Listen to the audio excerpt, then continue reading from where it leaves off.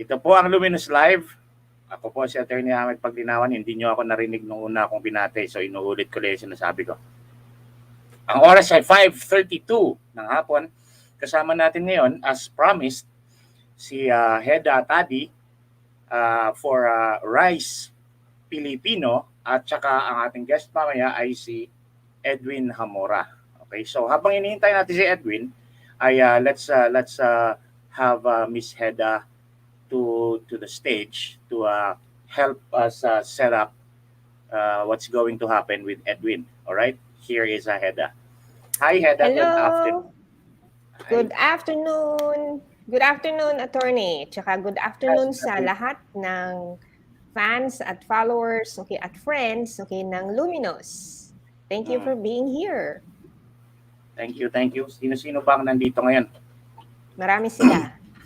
Uy, magandang hapon sa inyong lahat. Si Feisty, si Serena, si Mars, Nins, si Eneri, si Luisa, Judy, Erica, si S. Abrasaldo, Cyrene Pablo. Yung Facebook user, siguro dito galing to sa sa groups, kasi ang sabi wala daw akong permission doon sa groups na mag-post ng comments eh. Sorry, wala akong rights. Si Elizabeth Bloomlin. Ikaw ba, meron kang mga kakilala dito, Hedda? Wala pa, okay? Pero friends, yan sila Magali yan. Hello, Magali.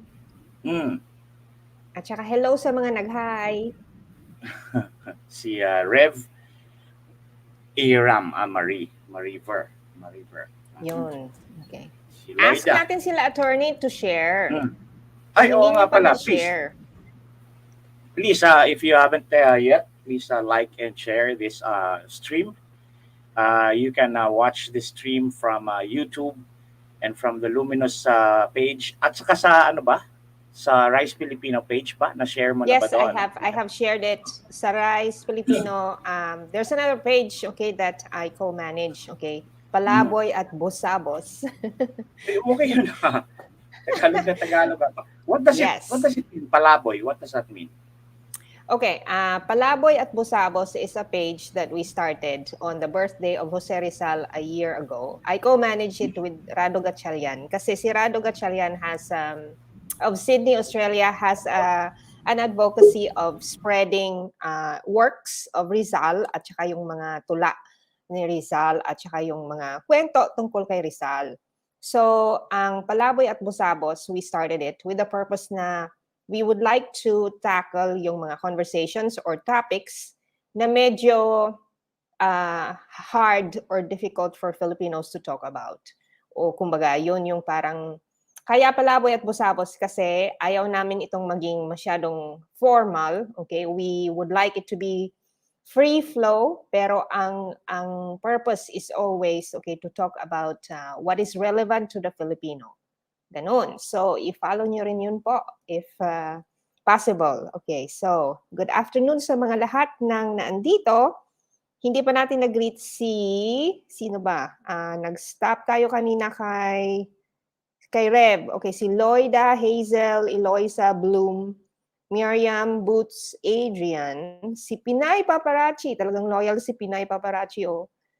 Diba? Si Rick, si Kulit-Kulit, Lloyda ulit, Fuji, Ko, Wendy, Facebook user ulit, Melita, at saka si Billy. Okay, so good afternoon sa inyong lahat in behalf of Luminous. And hinihintay pa po natin si mahal na Reyna Edwin, okay, dahil ang atin pong special guest today is si mahal na Reyna Edwin Jamora. In case that you have not had the privilege of listening to him, okay, na mag-live, okay, so this is your first time at saka privilege, okay.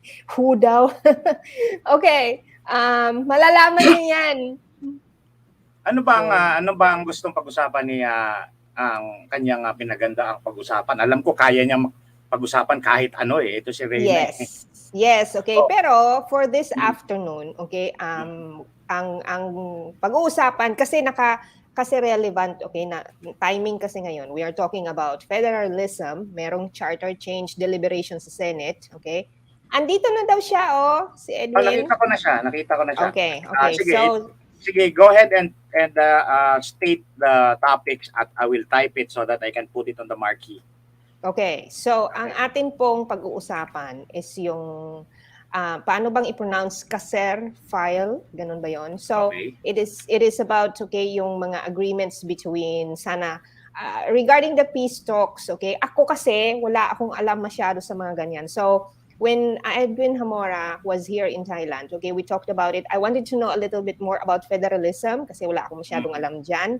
So, I asked him questions, okay, and marami po siyang alam about it. Well, ang isang reason is his dual citizenship si Edwin. Okay, so America is a federal state. Okay, so marami tayong malalaman tungkol dyan. So, ask kayo ng questions sa comments, okay, as we go along para ang ating talakayan ay interesting and vivid at saka kasi kasama kayo dito sa content na ito. Hindi lang naman dahil kami ang nasa speaker position ngayon, okay, we are not gonna be here without you. So you are all part of this one. So yan, si Javier andito na. So that is one. Okay, tapos si Reyna na ang magkukwento what are the other things, okay, that will flow from there. Yun. Okay. Ito ilalagay ko na to and then you introduce him and then larga na. Okay. Ayan, rising dollar, K-Sir, federalism. I think there's one more. I think yung futility ng peace talks. Yes. Okay, but he will talk about that later. All right, without further ado, let's ladies and gentlemen, I present you Edwin Jamora. There he is. Thank you guys for having me here. Hello. Thank you for inviting me. So, ano na ba pinag-uusapan natin ngayon? Ini-introduce ka namin. O, sige, introduce nyo. Gandahan ninyo. No, ako. Kasi I have been a follower of Reyna for a long time. Okay, the same way that I have been a follower of Luminous. Ang gusto ko sa Luminous before, as I keep on saying and I will keep on saying it, kasi importante po ito, yung hinihimay ang mga issues, okay, para po natin maintindihan lubusan, okay, ang mga specific details of things and issues and topics, okay. So yan po ang gusto ko sa Luminous. Si Edwin naman, okay, masaya ang posts ni Edwin kasi kinukumbine din niya, okay. Kumbaga, ang tawag ko sa post ni Edwin, edutainment, okay, kasi it's a combined education at saka entertainment in the sense na masaya siyang basahin, so engaging, okay, the same way na masaya at entertaining din yung kay attorney Ahmed, okay, interspersed with the education. Importante kasi po yan kasi hindi po tayo boring, mga Pilipino hindi boring okay, di ba? So marami pong mailalahad si Edwin na mga bagay na importante from what my own personal experience of my discussions with Edwin. So, mahal na Reyna, take it away. Yes. All right, thank you for having me here. So, ano ang una nating pag-uusapan? Ano ba ang nasa una sa menu? Ang una sa menu, I think, is federalism, but I just typed it in any which way. But ikaw, anong gusto mo nga pag-usapan? Rising dollar? I think pag-usapan muna natin yung rising dollar kasi medyo mainit siya, di ba? Right. So, the reason why I wanted to brought up the rising dollar or the falling peso, yung utak ko, utak Amerika. Kaya kung parating ko sinasabi the rising dollar, dapat sasabihin ko falling peso kasi nasa Pilipinas ako. Hold on. To contextualize, how long have you been working in the US? So, I moved to the US in 1986. So that's been like forever. Oh, forever na nga talaga. I know, right? So half of my life I've been in the US. Kaya nga, kuminsan nahihirapan ako, and believe it or not, I've been in the Philippines since January. Tapos, yung utak dollar pa rin. Kasi kuminsan, I find it very difficult to sort of assess as to whether or not I'm buying something cheap or I'm buying something yung mahal. So, ang ginagawa ko, automatic yan, tina-translate ko muna in dollar. Kaya, Nice. I remember when Hedda invited me to Thailand, sabi niya, punta ka dito sa Thailand, it's a long weekend. Sabi ko, kailan yung long weekend din nyo? This weekend. So, kailan ako alis? Bukas. Kailan ako bibili ng ticket? Ngayon. Ha? So, Exciting pala mag-imbita to. all right. So, I checked the price and I said, okay, kaya ko. So, binili ko, right? And then, when I arrived in Thailand, binibilang ko yung, sabi ko, teka nga muna kasi nalilito ako ng, what do you call this, yung baht to peso to dollar. Hanggat sa na-translate ko yung peso, sabi ko, ganun ba yung kamahalin peso? Sabi ko, bakit ko ito ginawa? Natitigil na sa Thailand na ako. Too late.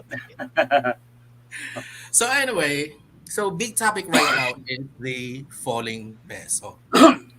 So, marami naman actually talaga what do you call this? Marami kang nababasa. Puro negative reactions against President Bongbong Marcos. And according to some of what I've been reading is that, alam mo, instead of staying in the Philippines, pa-travel-travel ka pa, pupunta ka pa ng Singapore and Indonesia. So, sabi ko, teka lang muna, kasi tinitingnan ko yung currencies at hindi lang naman peso ang tinamaan. Tinamaan lang naman at tinamaan naman lahat.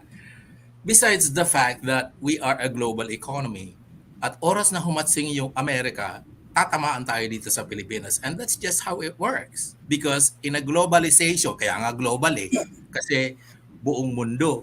Ngayon, ang next na mga argument is that pabagsak na ang economy natin. Sabi ko, hold it. Sabi ko, hindi ganon. Kasi if you're gonna have to go into the area of economic forecasting and touching on trying to assess the economic health of the country, very dynamic yung area na to eh. Hindi ka pwedeng, ay bumabagsak ang peso, bagsak na yung ekonomiya natin. No. Kasi in the case of, and the US economy actually is a very good example given the fact na if you think about it, the US economy is actually in recession, technically, if you go by the definition. Kasi the definition of an economy that is in recession is that kailangan dalawang quarter sunod-sunod, di ba? Yun ang default. So yung first quarter, negative ang growth ng US. Yung second quarter, naging negative ang growth. So technically, recession na sila. Pero they're not really talking much about recession in the US kasi iba ang definition nila eh. Meron silang dinagdag. Ang tinitingnan nila is yung unemployment and then yung business activity. Fortunately, sa US, ang lakas ng labor activity, meaning wala namang natatanggal. I mean, how do I explain this? Hindi naman tumataas yung unemployment, which is pretty much the same as what's happening in the Philippines actually. Kasi, I mean, we are not in recession, okay? What we have is a falling peso, but that's not even, you could not even call it a falling peso because I believe last April of this year, yung peso natin was actually considered as one of the best performing currency. So bago ito dumating sa point na bumabagsak yung peso, the peso was actually a strong peso. So this is not really a case of a weak peso. This is just a case of just a very strong dollar, period. Right? So ngayon, di bumabagsak yung peso natin. Pero ang nakakatuwa nito, dalawang factors ang tinignan ko. Una, several days ago, naglabas ng indicator ang BSP. Yung inflation rate natin naging 6.3%. So it's 1% down, which is really not much. Kasi yung inflation rate a month before was 6.4%. So 6.3% tayo this month. So halos hindi mo mapansin. And wala namang umaaray sa rising prices, di ba? Or hindi naman talaga abruptly tumataas yung mga presyo natin dito, correct? So wala namang Yeah. umaaray. The only people na umaaray are those people na nasa social media who are mostly anti-Marcos and anti-Duterte. So silang lang naman ang umaaray, di ba? So you can conclude na, okay, so it's falling peso, but we are still okay. So, and then the other thing is that meron pang the other day nag-release na naman ng statement na yung unemployment natin actually bumaba. So, you have three indicators na dapat kung ang conclusion nila masama yung economy natin. So, dapat bumabagsak ang peso. Dapat bumabagsak din yung lumalaki yung unemployment natin, correct? But it's the other way around, right? So really, it's pointing to the fact that really our peso doesn't have any problem. What it's pointing is the dollar is just very strong, period. Yeah. It's just rising. The dollar is just rising. Yes. So, ngayon, ang kailangan kasi titingnan mo, sino ba ang maaapektuhan ng falling peso? Well, dalawa lang naman yan. Well, actually marami. Una, syempre if you're not receiving US dollars, tapos you're not into importation, kasi syempre pag nag-i-import ka, kailangan mo ng dollar, so hindi ka apektado. Kung hindi ka naman nag-e-export, hindi ka rin apektado. Kung regular employee ka lang, so hindi ka apektado ng falling peso, correct? Unless the inflation goes up, right? Sino pang maapektuhan? Ang maapektuhan, of course, yung mga nag-i-import. Kasi pag nag-i-import ka, you are into this buy and sell. Meron kang store sa Mega Mall, nagba-buy and sell ka. So tataas, kailangan mo na maraming dollars in order for you to be able to import your merchandise and sell. Ngayon, ang winners dito definitely are OFWs or overseas Filipinos like me or like Hedda. Na nagpapadala ng pera dito sa Philippines or ang mga family nila. Kasi kung susundan mo yung takbo ng pera, so syempre malaki ang palit ng dollar mo. Pagdating dito, malaki yung peso mo. So you have that much money to buy goods or services, right? Kaya kung halimbawa, kagaya namin, nasa Pilipinas kami, dollar ang nare-receive namin, pag na-convert into peso, so marami siya. So, we should be on a lookout for the inflation rate. Kasi pag tumaas yan, and then saka na kami tatamaan. That's right. So, meron akong nabasa at saka shinare ko nga. Maganda yung kay Dr. Batoba sa FB. He's an economist. Okay, he's based in Canada. At saka balance yung sinabi nga niya, itong mga sinasabi nga ni Edwin. Okay? Ang sinabi nga ni Edwin na ang umaaray lang naman ay yung mga nagpropaganda, okay, against the government. Pero hindi naman nila sinasabi yun. Of course, they will not say that there is a potential positive impact. Ito nga yung ekonomista, ang sinabi nga niya is may potential positive impact doon sa ating tourism industry dahil kung mura sa Pilipinas, syempre, baka mahikayat ang mga tao na pumunta ng Pilipinas, lalo na ang mga Westerners, okay, who have a much bigger value in terms of their money pag pupunta sila ng Pilipinas, okay, which is very badly needed, okay, after the pandemic. Tapos ang isa pang sinabi ng economist is that yung mga exports natin, so ang ating export industry, baka potentially, okay, magkakaroon ng mas malaking revenue dahil, okay, kumbaga mas maiinganyo ang outside businesses to buy their products dahil mas mura ang dating ng ating products in relation to the peso dollar exchange. Okay, so may mga yun nga, may winners and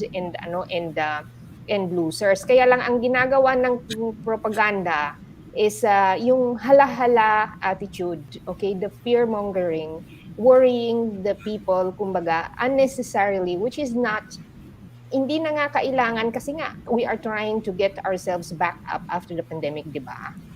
Right. So, yes, that's very true. And really, like I said, kung susundan mo talaga yung takbo ng what do you call this, ng pera from the US to the Philippines. If you're an overseas Filipino or overseas Filipino worker sending money here, right? So the money that you're sending to the Philippines, siyempre gagastuin mo yun dito sa economy, right? Especially yung family mo, pupunta sila sa mall, kung ano mo bibilin. So it really drives the economy domestically, right? Tapos, dahil marami kang peso, you could travel dito lang sa loob ng Philippines. So, internally, maganda yun sa ating economy, which is actually the very reason why we were able to shield our economy from the 1987 financial crisis for the very same reason, yung OFW remittances.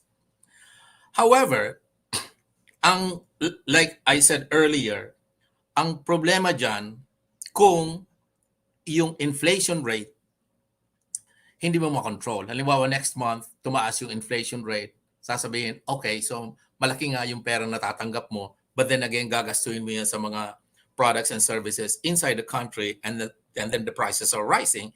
So now you're in trouble. Okay? So now you're in trouble. So yan yung what do you call this, yung risk. But really, at the end of the day, ang nagbe-benefit pa rin naman yan talaga actually is our economy. Kasi yung the very remittances itself is fueling the business activity from within. Tama. So kahit na 12% lang ng families sa ating bansa ang may OFW na affiliation, in general economically, kumbaga, meron pa ring positive na impact galing sa Right. OFWs. Yeah. May tanong si Pinay Paparazzi. But what is also a concern is the purchasing power of the peso due to inflation. How much can a 1,000 peso bill buy nowadays? Okay, kasi ang sinasabi ni Reyna na there's really no recession to worry about happening here in this country. There is just an illusion that because the dollar is rising, that we probably are inflating, which is not the case. Kasi sabi niya, hindi bumababa nga yung ating unemployment rate. So people are actually being given jobs and earning money. So there is really no immediate danger of a recession. Pero itong buying power ng peso, meron bang malaking pagbabago? Kasi parang I think that there is just an upheaval in certain prices of certain commodities because of what's going on in the Ukraine and between Russia and the Ukraine. Otherwise, everything else don't seem to have any reason to increase. Diba? Don't seem to have any reason to increase, which points us to the possible problem of regulation ng DTI as to the prices, and their monitoring kung sinong umaabuso sa perception na tumataas ang dollar, bumababa siguro ang peso, na hindi naman pala totoo yan, but they are trying to ride the wave and increasing the prices of their commodities, and therefore reklamo ngayon yung tambayan. Yeah. So, pero nag-rise na ba yung mga commodities natin? Parang hindi ko pa naman napapansin. Kaya nga. Hindi pa naman. Kasi, to answer the question, kung magkano yung purchasing power ng 1,000 pesos today, I would say na based on the indicators from 2 months ago, and I would base it from the 6.4 inflation from 2 months ago and the 6.3 inflation a month ago, right? So there's not much change. So yung 1,000 mo, ganun pa rin bibili ng 1,000 mo. Halos wala pa ring change. The only thing really is that kung halimbawa magta-travel ka, if you're gonna be traveling from like outside of the country, diyan mo ma-feel yung purchasing power ng peso mo medyo bababa, because I would expect the ticket prices right now are a little bit expensive, given that those are open for price fluctuations given the rising cost of oil. So yun ang tatamaan. Pero kung but anyway, hold on. Pero I think that any money would feel that way. I mean, the Singaporeans, That's when very true. they go abroad, Yeah. they would also feel ang liit ng Singaporean dollar purchasing power when they buy a ticket to the US, for example. So I think that it's a pandemic for everyone. Yes. Yeah, that's very true. Like kagaya nga nung tiningnan ko yung kasi tinitingnan ko yung what do you call this, how much peso have lost from like 2 days ago. Nabasa ko nga, we have already lost about 10% of the value of the peso against the dollar. Then again, nakita ko naman yung value ng Japanese yen. They lost about 20% and the Korean won about 15%. So, in effect, sabi ko, okay, fine. I mean, nalugi nga tayo, nawawalan nga tayo ng value by about 10%. Pero mas matindi naman yung nawawala sa value ng some of the biggest economies in the world. But then again, like I keep saying, that's not really an indication as to whether or not our economy is going south. Kasi kung titingnan mo yung Japan, I mean, they've lost about 20% of the value of their yen. But their economy continues to be very strong. In pretty much the same way as that of the US. Kasi like I've been saying, technically they are in recession, but they're not really in recession because they have a very strong labor yung labor nila masyadong malakas pa, tapos yung business activity nila masyadong malakas pa. So kahit na tumaas yung dollar, it will come to a point where kasi binasa ko the other or mga kaninang umaga lang, sabi ni Powell, yung central bank, yung Federal Reserve Chairman, they will continue to raise the interest rate for as long as they finish the whatever, blah, blah, blah. I feel like saying, hindi mo pwedeng i-raise yung interest rate forever and ever kasi there has got to be a point where you will have to stop. Otherwise, wala nang bibili sa market mo, titigil na yung population mag-conduct ng business activities kasi hindi na nila kaya. You know what I mean? Yeah. There was a question kanina, okay, bakit daw, kasi merong isang nag-visit daw sa Philippines, at saka nag-visit din sa Thailand, at saka sa Vietnam, at saka ang difference daw with the prices, okay? Matagal na pong ganyan, before pa ng pandemic, talagang Edwin and I have talked about this, okay, ang cost of goods, talaga in terms of Philippines and Thailand, mas mahal talaga ang Pilipinas. Pero dati na po yan. Dati na po yan, has nothing to do with the inflation or the rising of the dollar. Okay, matagal na yan, before pa ng pandemic, ganyan na yan. But I think, okay, ang nakikita ko kasi na difference, okay, talaga sa totoo lang, and we have to talk about this, we have to be mindful. Ang ating mga negosyante minsan sa Pilipinas, okay, di ba? Yung parang pag sinabi pa lang na nag-rise ang gasolina, bakit nag-rise na agad yung prices ng gasolina sa gasolinahan? Yung stock nila doon is hindi pa naman, di ba, affected right away. If you notice that, di ba? So dito kasi sa Thailand, it's not like that. Lalo na before with the former king. Kapag merong mga problems in terms of economy, inflation and all that, may lumalabas na directive. May memo ang mga negosyante. It's publicly stated. Ang sinasabi ng leaders, okay, ng Thailand is please do not, okay, exploit the economic downturn. Sa atin sa Pilipinas, ang negosyante ang nagde-decide. So if sa SM ka na grocery, sabi ni Paparazzi, kung comparison na sa wet market, it will have a different price, di ba? Yeah. Posible yan kasi especially yung may sinad ako sa iyo yung balance of payments kasi historically we are a net importer. Okay? As a net parati tayong trade deficit. Ni minsan hindi man lang mag-balance yan. Okay? Hold on. So, I will flash the balance of payment sa ating. Sige, i-discuss ko. At ipakita ko sa kanila kung bakit. Ngayon, ang nakakatakot kasi dito, baka mamaya yung dating in-import natin or in-import ng mga negosyante for sale, bigla na lang nilang itaas. You know what I mean? Kahit na hindi pa tamang magtaas ng presyo. Anyway, so let's talk about this balance of payments. Oops, nawala. Ayan, let's talk about this balance of payments. Ang isa pang indicator kung titingnan mo yung health ng isang bansa is the balance of payments. Yung balance of payments is another barometer para inaano lang niya, para, what do you call this, mini-measure niya yung pagpasok ng pera sa bansa at paglabas ng pera sa bansa. So halimbawa nakikita ninyo na positive $495 million ang balance of payment for the first quarter of 2022. Ibig sabihin yan, ang net na pumasok na pera sa bansa is $495 million. Pero this does not mean na lahat ng perang pumapasok na account ng Bangko Sentral, because of course, hot monies, what we consider hot monies, are not included in here. Kasi hindi naman talaga pumapasok yun sa financial system eh. And when I say na hindi pumapasok sa financial system, ang ibig ko lang sabihin, halimbawa ako, taga-Amerika, pag nagwa-wire ako ng money, kailangan gumamit ako ng bangko kasi required yan doon sa amin eh. Tapos doon sa bangko may mga forms kang fill upan.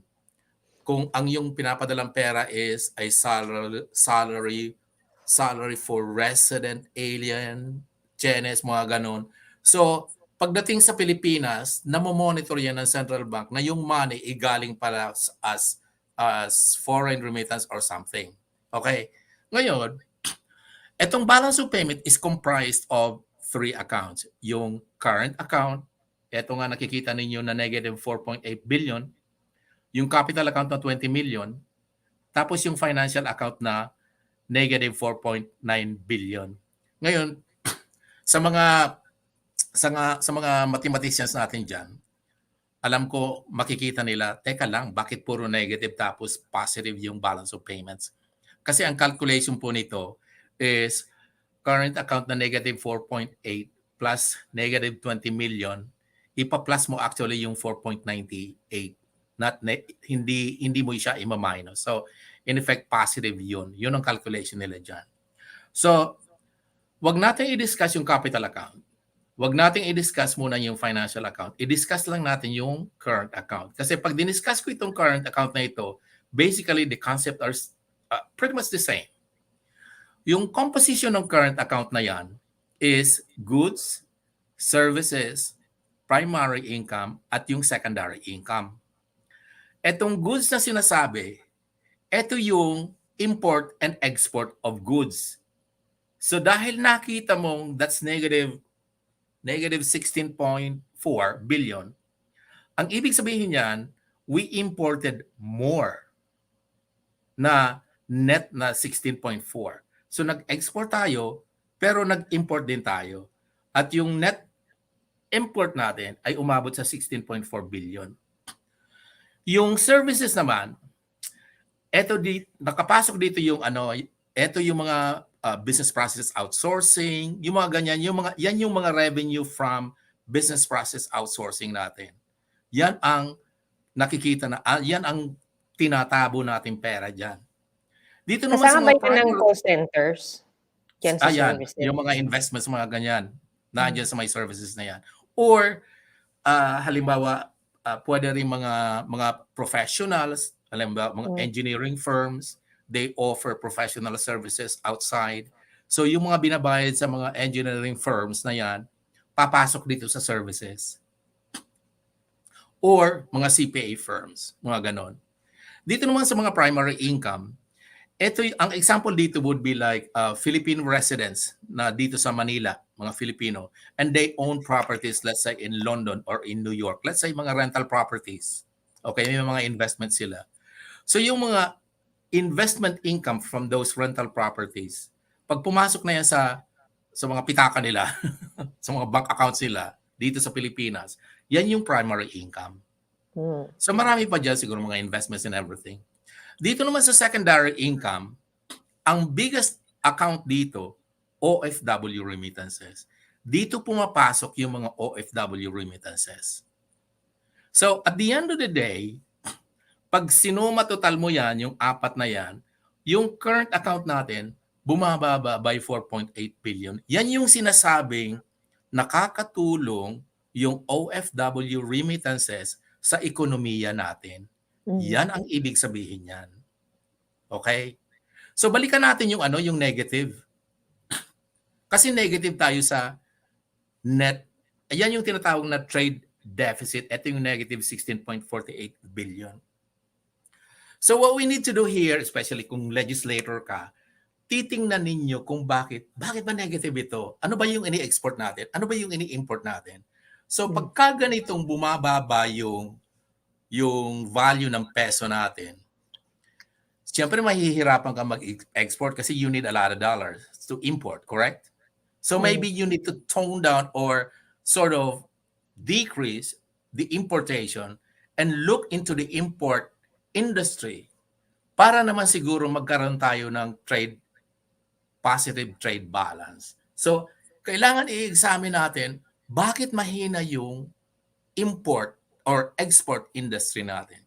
Baka kailangan nila ng tulong. You know what I mean? Baka kailangan nila ng, I don't know what they need to do. Baka kailangan nila i-research kung bakit hindi nila matulungan yung mga nag-export or bakit hindi nila tingnan kung ano pa yung mga industry which is possible na mag-export.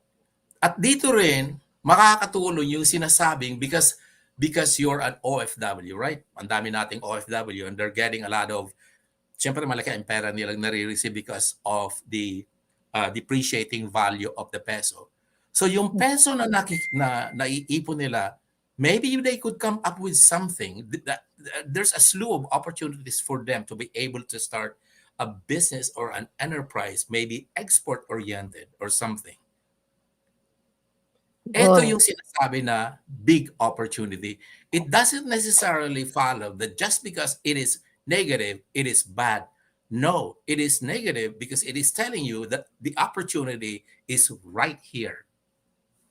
At So least that's how I see it is informing us. It is informing the lawmakers. Exactly.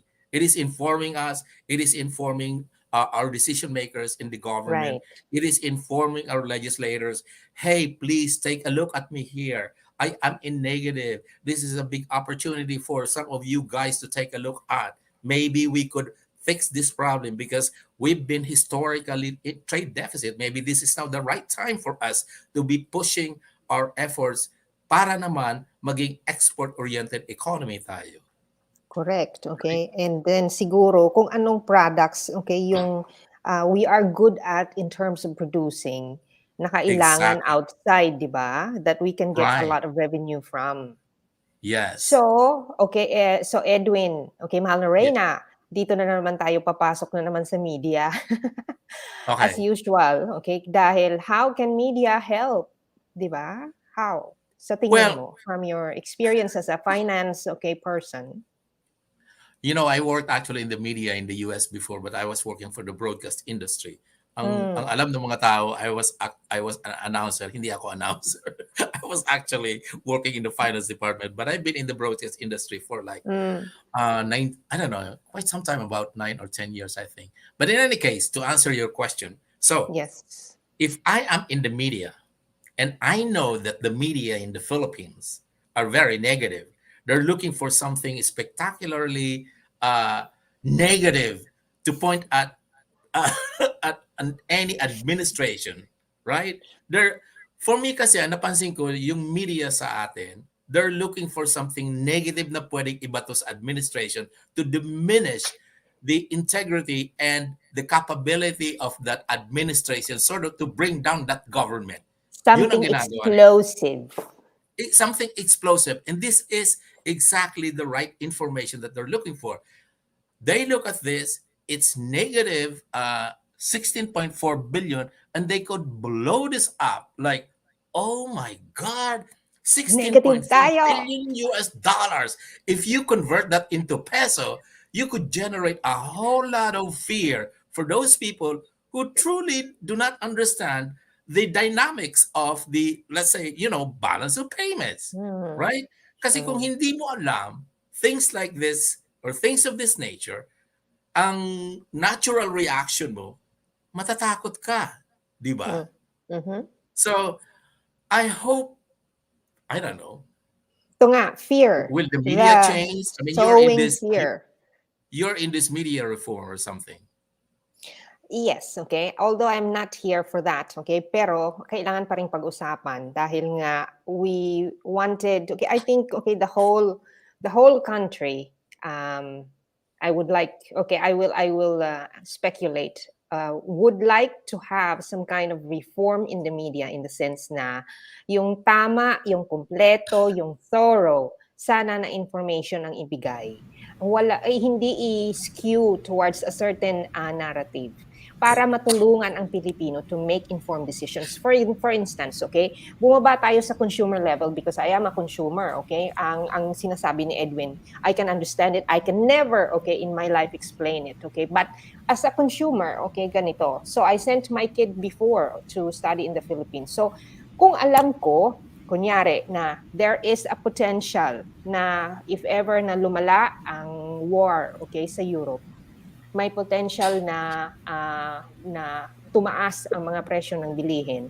And then of course, okay, I would tell my kid na okay, kailangan muna local products muna tayo, huwag kang masyadong bumili ng imported, okay? Huwag kang magpunta ng Rustans, okay? Doon ka muna sa tindahan ni Aling Iska sa kanto, bumili ng sardinas, okay? Dahil mahihirapan tayo niyan pag hindi ka nag-tighten ng belt mo, 'di ba? So sana kung ang media has that, okay, capability or intention na tulungan ang Filipino, sana ang dapat nilang gawin, na ibigay ang thorough na explanation because there are so many people who are willing to give. Mahal na Reyna is here herself, 'di ba? But okay, media is not doing that. Instead, fear ang sinusow sa madla. Ano masasabi mo, Renz? Well, I have to piggyback on exactly what you said because I was reading this book Debunked by Bobby Tiglao, right? And I was reading about the effects of exactly what happened with EDSA, and then he was talking about, hey, you know what? It's not really Mama Mary. It's not really people power that kicked the Marcoses out of the Philippines, but it's actually Reagan and his military machine. And then aside from that, Bobby Tiglao said, which is really sort of like pretty interesting for me, was Bobby Tiglao said, at that point in time, the United States came to a realization that, hey, you know what? We could actually use the media, or we could weaponize media to change regime. Right? That's right. We could use the media to change regime. And this is exactly the reason why, the Philippines, or I wouldn't say the Philippines, the Aquino administration decided to celebrate people power, to remind the world that the media was able or is able to change the regime. So, gaya nga lang sinabi mo na because of that, the media has already changed. Kasi dati, the media is all about, what do you call this? Policing the government in order to support and assist the population, blah, blah, blah. All of those motherly statements. But everything has changed after EDSA because it is now being weaponized against any sitting regime to change kung sino may nakaupo dyan. Ngayon, ang tanong... Maybe it doesn't help also that the media, especially shortly before the EDSA revolution in 86, the media was being led by a Lopez, and that Lopez was a relative of the vice president of Marcos. Who is a politician himself. And if you this is my opinion, if you belong to a family of media moguls like Lopez, and one of you is in the government, is the vice president, and naturally ang ambisyon niya ay maging presidente after niya ng kanyang presidente matapos na yung term, siya na susunod. So, all the movement, I suppose, at that time was for the Lopez group of businesses, including the media, was to push forward for that very objective. And therefore, thus beginning the politicization of ABS-CBN and media, and everyone followed suit, di ba? Right. Yeah, right. So now it behooves the question on us to whether or not is this still the media that we know, because it's no longer the media that we know. Sometimes I even ask myself on media pa ba sila or what? Or are they just part of a military force or something? Partisan politics na sila. Yeah. So they're no longer a media. Ayun. Right. So, Anyway. pinag-usapan nga, 'di ba, kahapon ba nag-usap, there was another day na nag-usap tayo, attorney, na ang media, sino ba sa kanila ang not owned by a private corporation? Kasi yun nga ang pinag-usapan natin, if there are benefactors or the owners, okay, are owners of certain businesses, syempre, okay, hindi pwedeng hindi ma-impact ang sulat in relation to their businesses, okay? Hindi na, of course, okay, supposedly, ang ethics of journalists dictate na sana kahit sila ay owned by their private corporations or agencies, they are not supposed, okay, to have partisanship or yung parang parang i-skew nila ang narrative towards, okay, the benefit of their owners. Hindi sana ganon. But okay, ang sana lang. Yeah, so it's okay, kumbaga ang ito nga ang kailangan nating pag-usapan among ourselves, okay, is to empower the citizens na kaya nga tayo nagsasabi na how do we read content. Kasi we have to be mindful, we have to be active na mag-process ng content. At saka nakakatulong nga ang influencers, okay, like mahal na Reyna here. Okay, babayaran mo ng mahal itong binibigay ni Reyna ngayon, ha? Babayaran mo to ng mahal sa Amerika. You cannot have this, okay, for free. At saka sana tayong mga Pilipino dapat i-share po natin ito dahil ito po ang ating tinatawag na tools for empowerment, okay, to help us make, okay, informed decisions. Tama ba, Reigns? Yes. Ito, meron lang akong dagdag.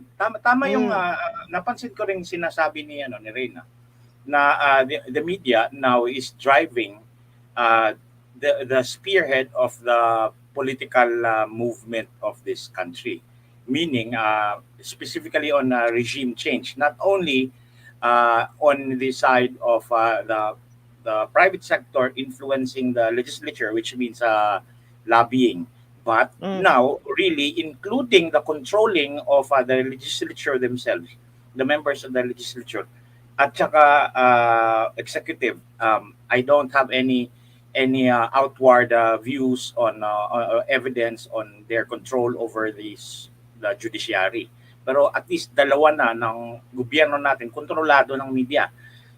And then there is also the part that involves the private sector, parang siding with the media in especially the think tank kuno nitong mga kasama ni Rappler at saka ng Vera Files, na they seem to have predicted the upcoming parang bias against the private sector or privately owned media corporations that we are seeing now, as Hedda said, would be biased for the business powers that control them or that fund them. Naunahan nila yan by saying that all state funded or state-controlled media outlets are not to be trusted.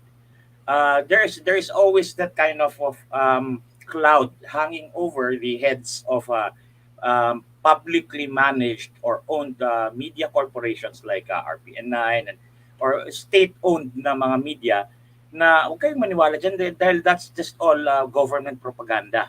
And that's a carryover from the Marcos regime na ina-accuse nila lagi na may news blackout at pinagsususpend, pinagsisequester niya lahat yung ng mga kalaban na media, and he is running his own media and for propaganda purposes. Naunahan nila tayo dyan because now we are actually fighting an uphill battle by I mean the private social media influencers and all that to dispel this belief that all government-controlled media corporations or media outlets are not to be trusted, because that's just completely wrong, or at least there is no reason to say that right now. Yeah. Yun. So, and then for a very long time, the media has already sort of molded the Filipino public into expecting the kind of news coming out from them, which is Yeah. always negative, right? So going back to the question by Hedda on like, so now what's the media gonna do now to assist the Filipino people or the government in terms of providing news effective enough, kagaya nga nung negative na pinapakita ko doon sa what do you call it, Yes. sa balance of payments, right? Mm. So tawag nito, dapat ang inire-report nila, titingnan nila yung negative tawag nito, yung trade deficit, right? And discuss the facts na negative ito because we are doing things wrong, and if we could do things right, yung exportation, maybe we could balance the two and we could improve the export orientedness of our economy. Ang kaso, that is good reporting, and we know that good reporting is not going to earn them money and is not going to make their investors happy. So basically, they are driven by one, the bottom line of their financials, and number two, they are also driven by whoever is behind the figure, behind their corporate what do you call this, status or whatever. I think Right. you know exactly what I mean. I just Yes, don't want to I mention do the feel name of that. that person from, who was able to fool a lot of Norwegians. Yeah, yeah, she was indeed. What I see is that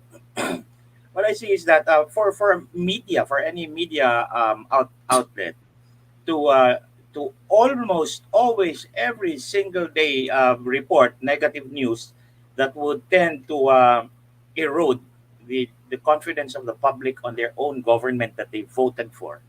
Okay, a majority of them, 31 million, I think, of them. They are trying to erode that confidence, not for the sake of the truth, because there is so much evidence that they are not telling the truth, but still because they are they are pervasive, and they are all over the place. They can be heard, they can be watched on TV and on social media. Then slowly they are molding the public opinion of their own country as a really negative place to live in, na even the reports every day puro negative. And if you maintain that kind of situation, then sooner or later you are really going to have a people that believes this country is just so completely useless and not conducive to living. And here we are trying to dispel that on our own, saying that that is not true, because we also know what you know, and we also can analyze the things that you see, and we arrive at a really completely Sandali. different conclusion, that's in fact opposite to yours. And what do? They call us fake news. They restrict us on social media. They even flag the government sites. Okay, the government sites na yan, they flag the government sites fake news. So what is that? What is the objective? What is the game plan of these organizations to do that? But a regime change. Di ba? A regime change, because the Yeah. president, the administration is being handled by someone or some group they do not like. Or because, okay, they feel or fear that they cannot do business under this, okay, administration. So, okay, di ba? Isa din yun. Pero but the challenge, okay, to us na mga Pilipino ganito. Kasi ang sinasabi naman ng media is that we produce things, okay, na ganito ang narrative or ang register or ang content. Dahil ito naman ang gusto nyong basahin. Alam mo, merong ganyan. Okay? Na parang sinasabi nga nila, kasi bobo ang mga mambabasa namin, so ganito ang aming content. May ganyan silang, kung titingnan mo ang mga reasonings behind minsan sa kanilang mga tweets, okay? Or you can even infer that, okay, kahit sa mga content mismo na kanilang pinuproduce. Ito nga, minsan parang gusto mong, and I have actually asked, okay, one person doon sa Twitter, Pilipino ka ba?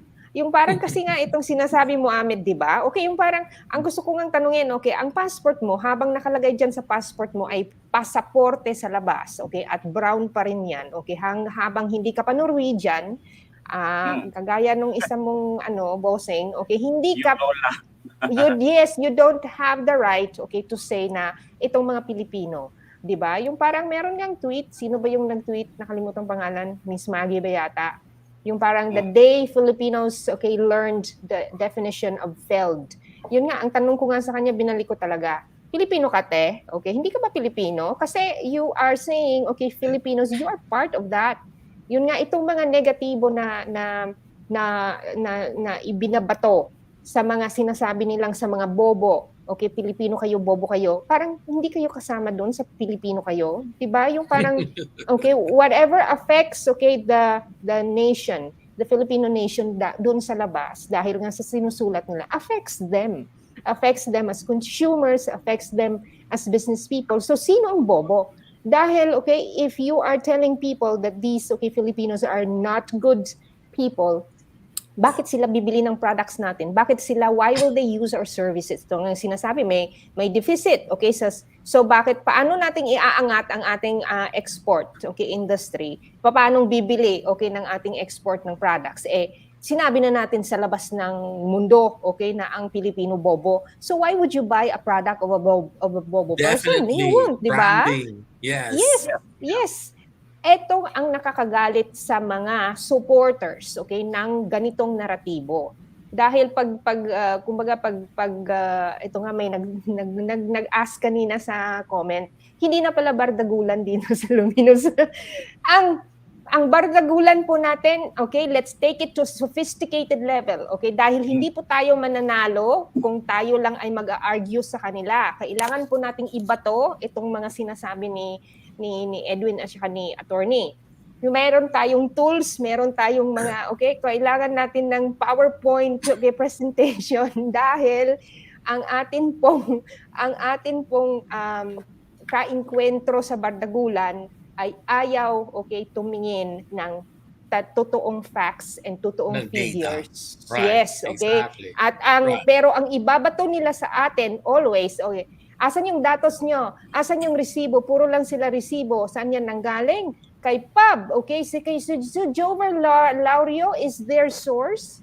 Is their expert on these things, di ba? Media bias. What's wrong is when the news media distort the reporting to Binabati natin si Rene Studilio. Yeah. Yun. Yes. Yeah, may comment siya. Basahin natin ulit. There's nothing inherently wrong with media bias. What's wrong is when the news media distort the reporting to fit their bias. Itong ang sinabi kanina ni Mahal na Reyna na that number can be twisted, okay, to mean a certain thing na hindi naman talaga dapat. Right. Kasi yun. Okay. So, yeah. So, inubos na ba natin yung oras natin sa Wala tayong time limit dito. Walang time limit. So anyway, so let me just at least for me, if I would have to summarize what's happening in terms as far as the falling peso or the rising dollar is concerned, particularly dito sa Philippines, the only way to fight fear mongers is really to educate our followers and to educate the Filipinos on the dynamism of the economy, right? In other words, do not just rely on one indicator and do not just use one indicator to mean that either the economy is going south or the economy is improving. Because pagka ang situation bumabagsak ang pera, you also have to look at the inflation rate. And what's important in looking at the inflation rate is that if the prices are rising, continually rising, because it's gonna diminish the other indicator, which is your purchasing power. Pag bumaba yung purchasing power mo, the next thing to look at is that, is there a massive unemployment, right? Titingnan mo ngayon kung merong unemployment, nagtatanggalan ba? Kasi kapag nagtatanggalan ng mga empleyo, that means it's either nagsasarahan na yung mga factories, nalulugi na yung mga company, and then what follows with that is yung investor confidence or yung consumer confidence. Kasi pag nabasa ng foreign media na, nagsasarahan na yung mga companies, so now you're getting into the confidence level. Mawawala na ng gana yung mga foreign investors to come into the country and even domestic investors to even put up businesses. And then so on and so forth. So nagkakaroon ka na ngayon ng domino effect to the point na pag tinignan mo na ngayon yung other barometer like the balance of payments, makikita mo na ngayon yung negative balance of payments, which now really indicates that something is wrong. Ngayon, at this point, pag tinignan natin yung falling peso, like I said, kailangan ang bantayan natin yung inflation and kung magtatanggalan ng trabaho at kung pataas ng pataas yung prices. Because pag yan ang dumating, yun ang magpapaaray sa ating mga Filipino. But at this point in time, even if dumating yan sa point na yan, hindi pa naman tayo nagne-negative growth. Tapos na yung negative growth natin, right? So at this point, imposible tayong mag-recession. Wala tayo sa recession area. Hindi kagaya ng US. So yun lang ang masasabi ko as of today. In summary, wala pa tayong kailangang pangambahan. And I hope I was able to say it right. Ito, I'm typing it for the summary for them to see. Mass employment and very high prices. Ang i-add ko lang kasi like I said, I've been here since January. In my mind, I'm in the process of being Filipinized. Kasi like I said, ang utak ko kasi, utak Amerikano. Now, in the US, every month, we always wait for housing sales, right? Yun ang hinihintay namin. Kasi the housing sales pretty much tells us where the economy is headed, right? Kasi kung iisipin mo, yung laman ng buong bahay, yan yung laman ng buong factories in the US. Eh, alam mo naman sa US, self-supporting kami doon, right? Naandyan yung factory ng mga furniture, yung gawaan ng mga everything in your kitchen, everything in your bedroom, everything in your bathroom, everything in your garage, the car, the refrigerators, big ticketed items and everything.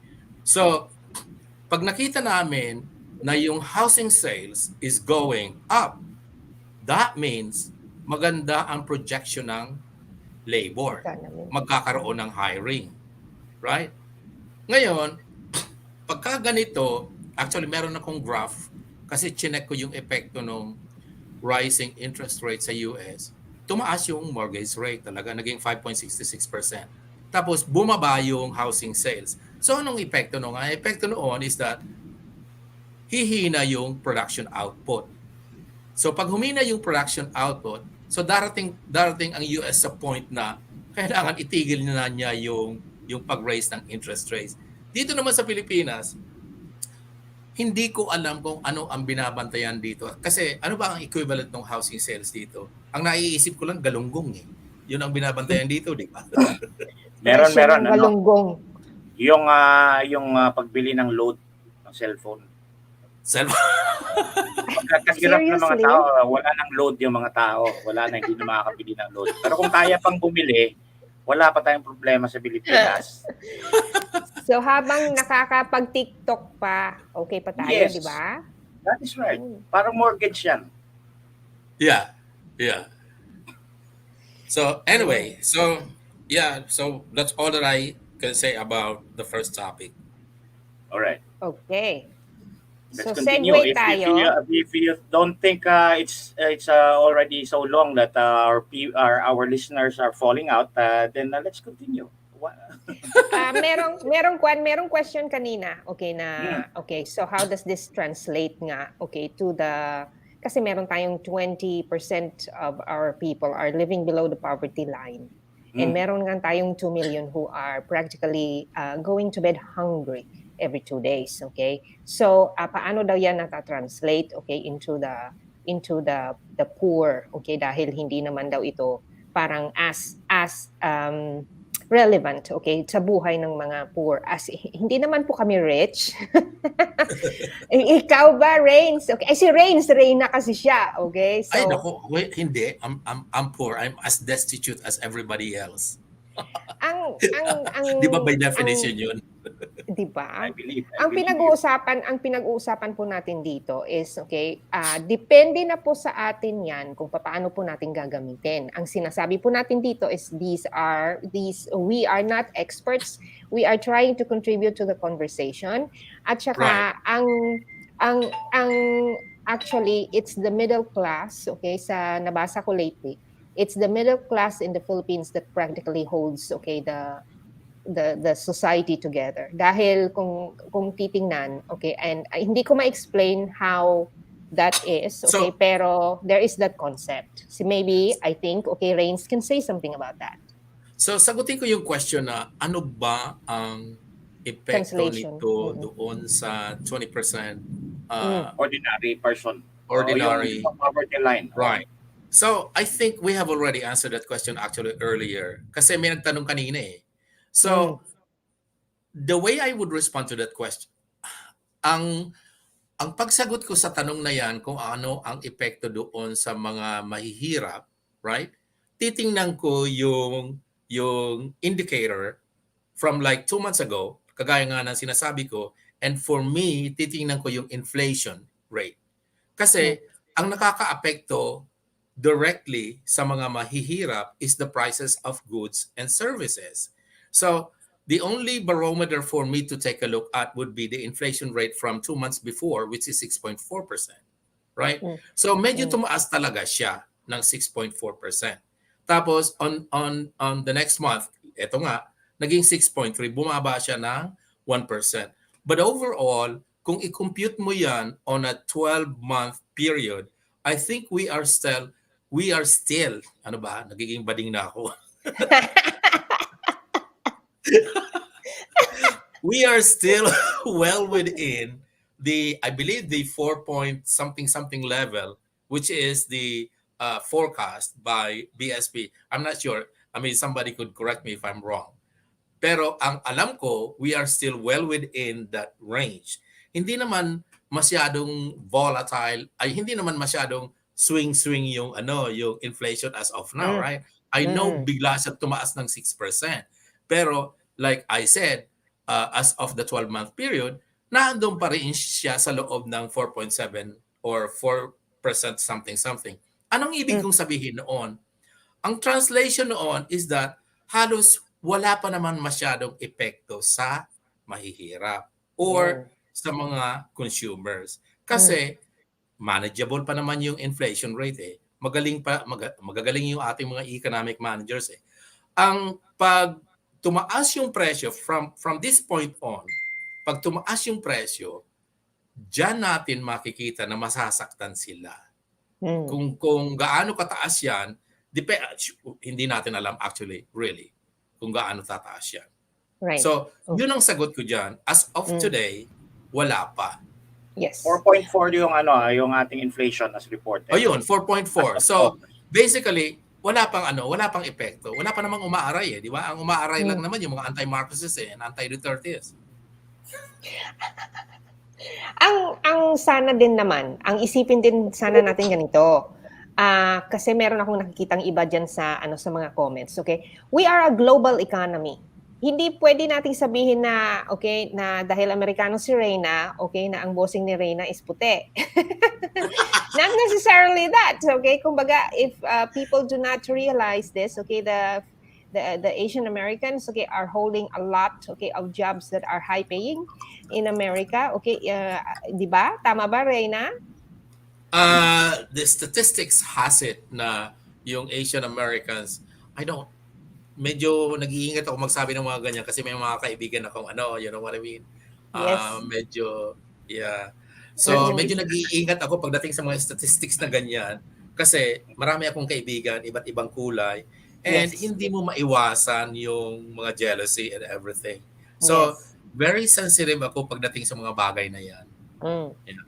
Yan. Ito nga, dahil nasa labas ako nagtatrabaho, we have to look at this, okay, in a global perspective. Kasi nga, na-mention nga ni attorney, di ba? Okay, True. na apektado tayo lahat, okay? Like, ang war sa Europe, hindi po tayo, we do not exist in a vacuum sa Pilipinas, okay? Isolated man tayo sa buong mundo dahil, okay, Right. naging sa archipelago tayo na hindi tayo connected to anybody, okay, by land. Pero we are all connected, okay, to each other, especially now dahil globalization na po tayo. Kaya, Exactly. di ba, kailangan we have to talk about that. At saka hindi po tayo pwedeng mag-exist na tayo lang. Hindi talaga pwede. So, exactly, Edda, kasi kagaya nito, parating sinasabing kasalanan ito ni Bongbong Marcos or ni President Duterte kasi ang daming utang and everything, kaya bumagsak yung ating peso.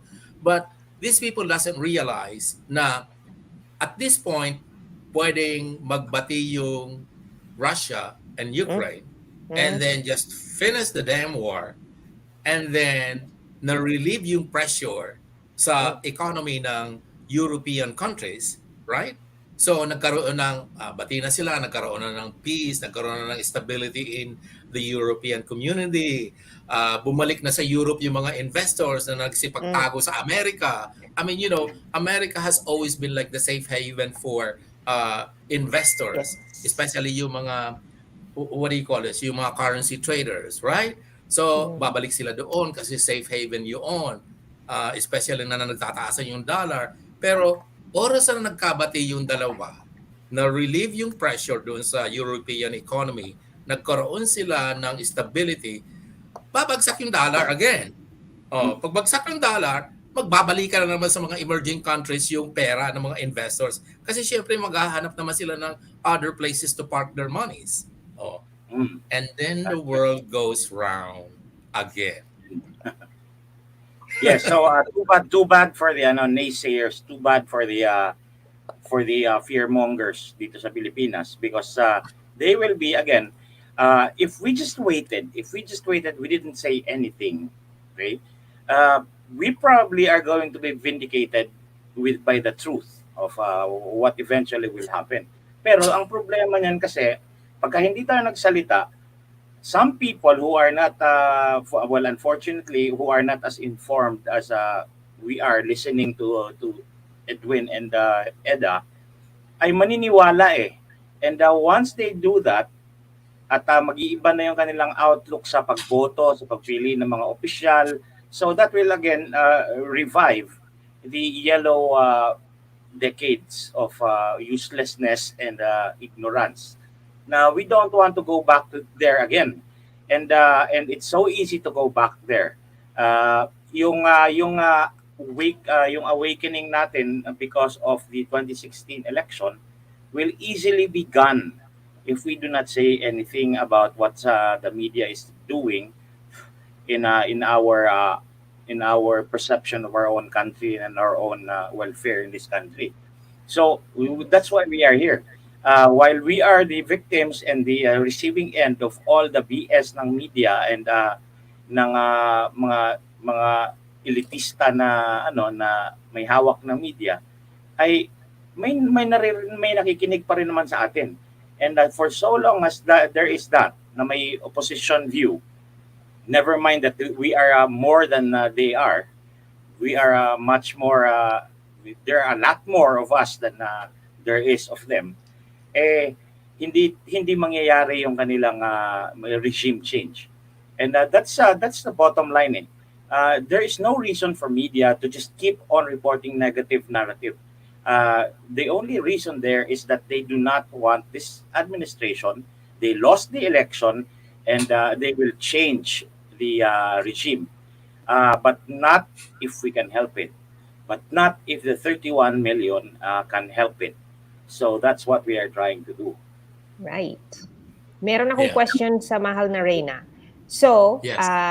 and this was my question to you the first nights that you were here in Bangkok, okay? Kasi gusto kong maintindihan ang federalism in the sense na, okay, economy, okay, okay, Reyna is the best person, okay, to talk about this dahil, okay, America is a federal state. And I then, believe okay, you. I believe But you. I'll try.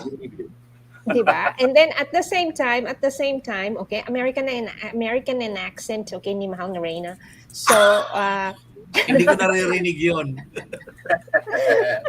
pero it's like this nga. So, okay, pag merong economic downturn, okay, siguro magandang talakayin, okay, if relevant reigns, okay, since we are talking about charter change right now, okay, so paanong makakatulong ang pagbabago natin ng ating sistema? Okay, your advocacy is always about, okay, systems, okay, impact behavior, systems change behavior, di ba, Rains? Okay, so Right. if pag nag-change tayo, okay, ng ating sistema dahil parang ang dami nating problema with the presidential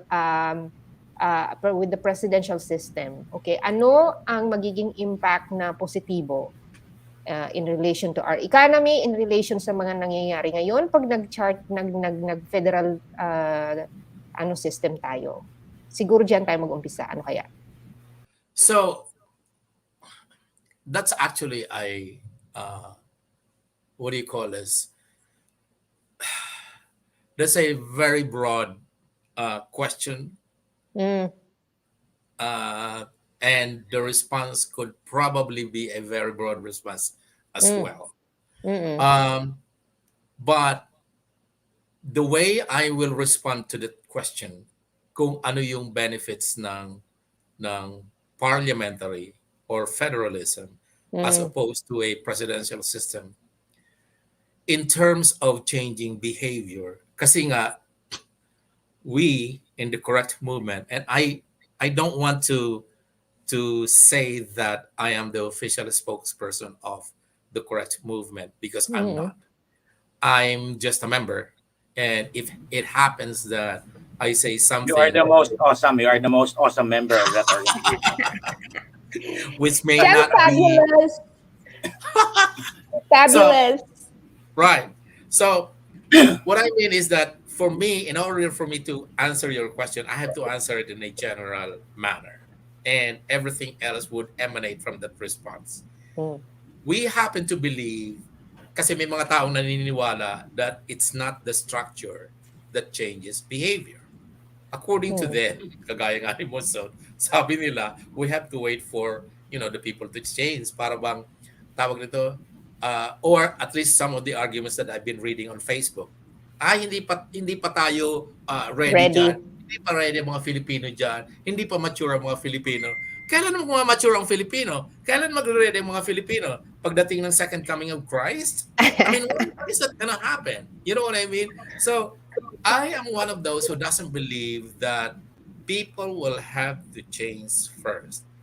Sa bahay, right? Sa bahay natin, nagbabago ang ugali natin either because matapang si mama or matapang si papa. You follow me? Yep. I mean, that is the closest example I could tell you. Right? Yeah. Tama. Kung hindi matapang si papa at kung hindi matapang si mama, ain't gonna happen in your damn house. Spoiled yung mga anak niyan. Entitled. Exactly. So let me take that example in answering your question. Because in the federal parliamentary system, while both systems are structured, I'm not saying that both system delivers the same result. Because right now, I could tell you that the presidential system did not really bring the same result as we were expected it to be, or as as we were expecting. The expectations were different, but the results came out completely different. I mean, we've been in this sort of presidential system forever and ever. And the funny thing is that we copied this from the Americans, right? But we decided to invent a completely different presidential system, right? Yeah. And for some reason, we just continue to be inventing something when the systems have already been perfected outside of the country in the Western nations, in some Western nations. And I don't really understand why we continue to invent things here in the Philippines. For example, while I was listening to the hearing, Senator Pimentel said that the party list system was actually copied from Germany. However, when we implemented it, it was completely different. So in my mind, all right, so we copied the party list system. No wonder it is so damn fucked up. I'm sorry for the word. But That's all right. That's all right. That's all right. Mas I said, maraming here we go again. ganyan si Ahmed, don't Right? worry. And then here's another thing, right? So because we're pushing for this federalism, we're into this what do you call this? We're into this inventing again. We invented the federal system by introducing the mandamus ruling called the devolution. And I said, what the hell is going on? So I don't understand why we could not open a research and development just like any other Western countries, but we've sort of, what do you call this? We've had this inventive capability and capacity in the government when we needed all of this for the research and development. So what is happening to us? So I know this is a very long path to the response, but here is my Okay lang. response to your question. My response to your question is that in the federal parliamentary, this is the better system instead of that federal system because, like what Professor Clarita Carlos said, it engenders good behavior. It engenders discipline. And this is exactly the reason why we prefer the federal parliamentary. And from good behavior, from discipline, comes with it some of the positive things that will happen. Because, your question is very general. So it's very difficult for me to respond to that question. So I that's was how I was listening. I was listening to the speech of Professor Carlos. I think when he was invited by Robin Padilla, Senator Robin Padilla, in Yeah. one of the hearings. I think we were listening to the same thing, Edwin, where she said, and I agree with her and Edwin for that matter, that the structure will inevitably be a better impetus for changing attitudes and behaviors than voluntarism of the human being or of the Filipinos. So that what it means is that if you change the structure, which means in this case we are talking about the system of government.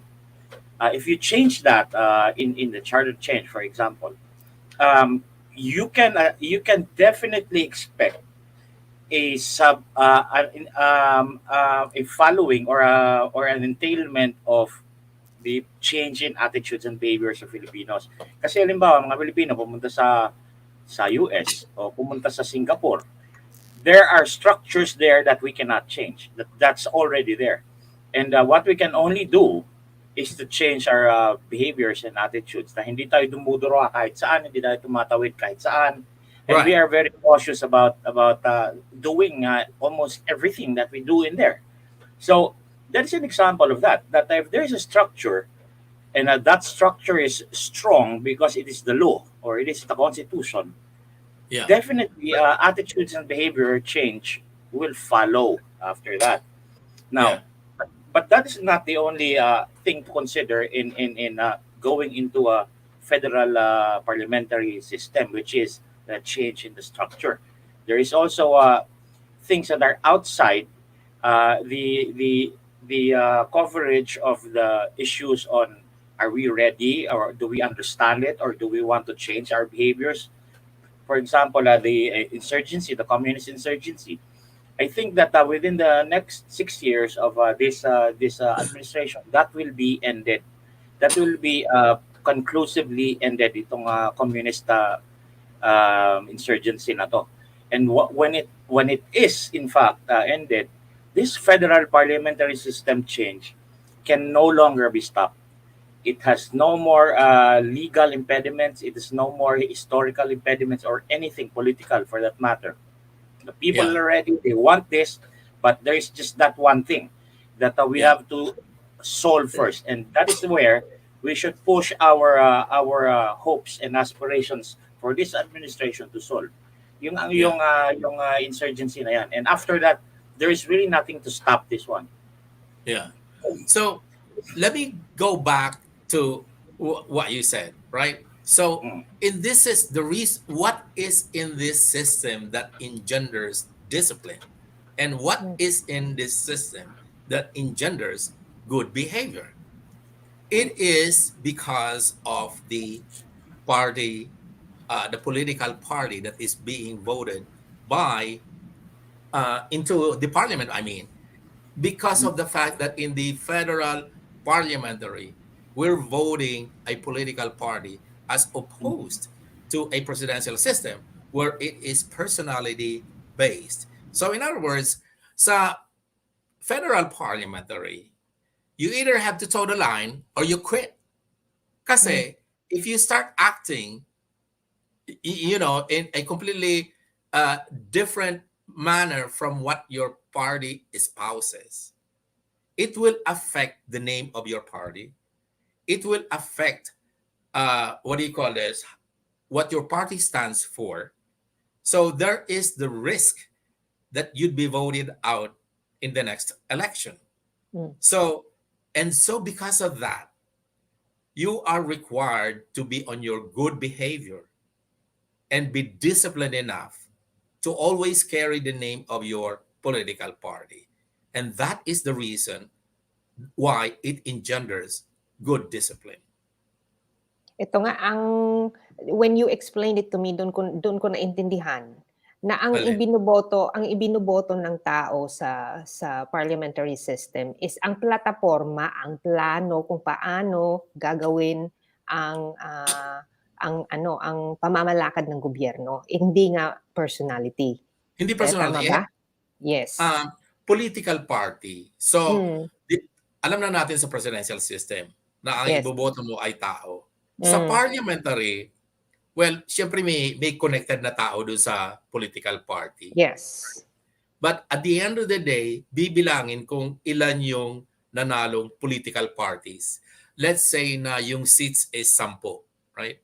So Yes. at the end of the day, at the end of the election, bibilangin ilan kayong political parties or sino-sino kayong mga political parties na nanalo. Let's say 3 political parties. Let's say na 6 ang nanalo. Isang political party yan, 6. Tapos yung sumunod, 3 sa second political party. Tapos last, isa yung political party. So 3 sila. So meaning yung 6 is the majority. Right? So sila yung majority. Yung naiwan, sila ngayon yung opposition, yung minority. And because they are the majority, right? So sila ngayon ang magtatayo ng gobyerno. Yes, right? and they vote for who is going to lead them. Tama ba? Sila mismo. Sila mismo. Right? Yes. So yun ang sandali. Yun ang kinikwento ko doon. Sandali, may tanong dito. Mga dudes, magkaiba ang federalism at parliamentary system, di ba? Ito siguro ang dapat maliwanagan ng taong bayan. Salamat ng marami from Tasmania, Australia. Greetings po sa mga taga Tasmania, Australia. Thank you po naman sa sa panonood sa aming Luminous Live kung saan namin dinidiscuss yung federalism and parliamentary system.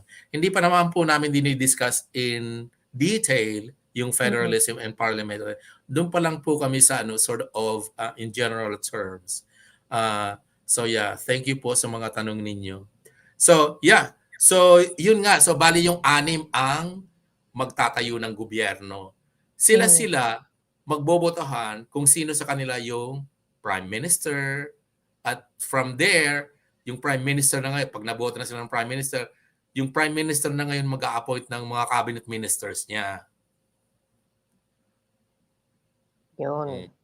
Ganon. Kasi ang Thailand, okay, also has a parliament. Monarchy yata kayo eh. Constitutional, it's a constitutional monarchy pero merong parliament. So merong prime minister. So ang monarchy, okay, the royal family is more of a moral compass, okay, is an advisor, okay, kumbaga iba yung nagde-decision in terms of the political matters. So merong parliament. So ganyan nga. So they will vote, okay, for the MPs. At saka kung sino yung kampo or yung tawag dito political party na mas maraming naipanalo na MP, so sila ang magbubuo, okay, ng tawag dito ng gobyerno. So so doon ko naintindihan, okay, how that is, okay, but you explained it also. May tanong ako dahil lumabas ito kanina sa comment. Kasi ang mga senador, may mga maraming senador na ayaw ng parliamentary system. Okay, now ang tanong ko Reins is ganito. Dahil ba mawawalan sila ng certain benefits, okay, or powers, okay, that they are enjoying at the moment, okay, na mawawala yan during the change into a parliamentary system. Kaya palagi nilang, okay, yung parang isinusulong na hindi ready ang Pilipino, and all that, okay? Can you explain that a little bit? Right. I think you have already responded to your question, actually. Ano ang mawawala? Ano ang mga mawawala na privileges and benefits? Well, nawala na yung PDAF, right? What came ano ang pumalit sa PDAF? Well, budget pa din. Pork barrel pa rin naman eh. Pork barrel is not illegal. Oh, right? Nandiyan pa rin yan. So, I think mawawala yan sa federal parliamentary. Kasi magkakahati-hati na meron ka ng federated regions eh. So, isa yan. And number 2, kasi di ba marami tayong dynasty, di ba? Isipin mo yung Bicol. Ilan ang dynasty sa Bicol bawat probinsya? So, dahil ang Bicol magiging isang federated region, abay maglalaban-laban dyan yung mga dynasty. Ang matitira dyan, isa na lang. I like that. Di ba? Yes. Tama. Maglalaban-laban sila dyan. Kaya nga, ang sinasabi nila, parating sinasabi nila, naku, darami ang dynasty dito. Hindi. Kasi magkakaroon ka ng isang state, Republic of Bicol. And in the Republic of Bicol, right now, we have so many provinces. And each of the province, kanya-kanyang dynasty yan. Kanya-kanyang sina Robredo, sina kung sino-sino, right? Ngayon, pag ginawa mong regional government yan, maglabo-labo kayo dyan. Basta kahit na sinong dynasty, isa na lang ang maiiwan dyan. Kasi you really cannot get rid of all of these. Correct? I like that.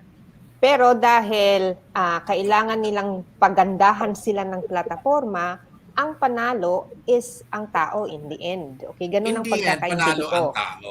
So, yes.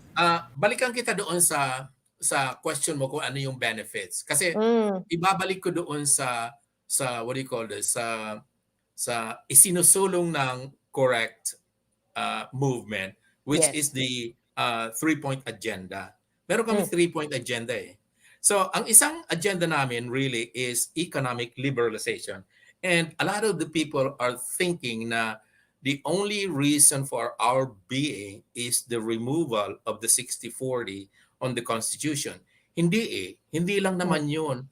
Ang hinihingi namin or ang gusto namin is economic liberalization, which creates opportunities for everybody. Ang ibig niyan sabihin is we wanted all types of protectionism. Bakit ako nagkakabulol-bulol doon? Be removed from either the Constitution or any of enabling laws. Para pag naalis mo ito, it would attract investors and it would create more jobs, right? Although ang si Solita, whatever her name is, whatever her last name is, has been saying na yung yung FDI is not really contributing much kasi daw tawag nito, marami daw problema, and the more restrictions daw encourages more FDI, mga Chinese, mga ganon. Ewan ko doon sa babaeng yon. In any case, hindi namin sinasabi na FDI itself will create more jobs. Ang sinasabi namin, pag maraming foreign investors, syempre marami na yan, di ba? Yung marami would create competition and rivalry, and then pag nagkaroon ka ng rivalry and competition, especially on human resources, diyan nagtumataas yung sweldo ng mga tao. Kasi di ba, mag-aagawan yan ng mga empleyado, correct? Yes. Ganyan ang nangyayari sa Saudi, di ba? Agawan sila ng mga empleyado, kinukulang pa, nag-hire pa sa ibang mundo.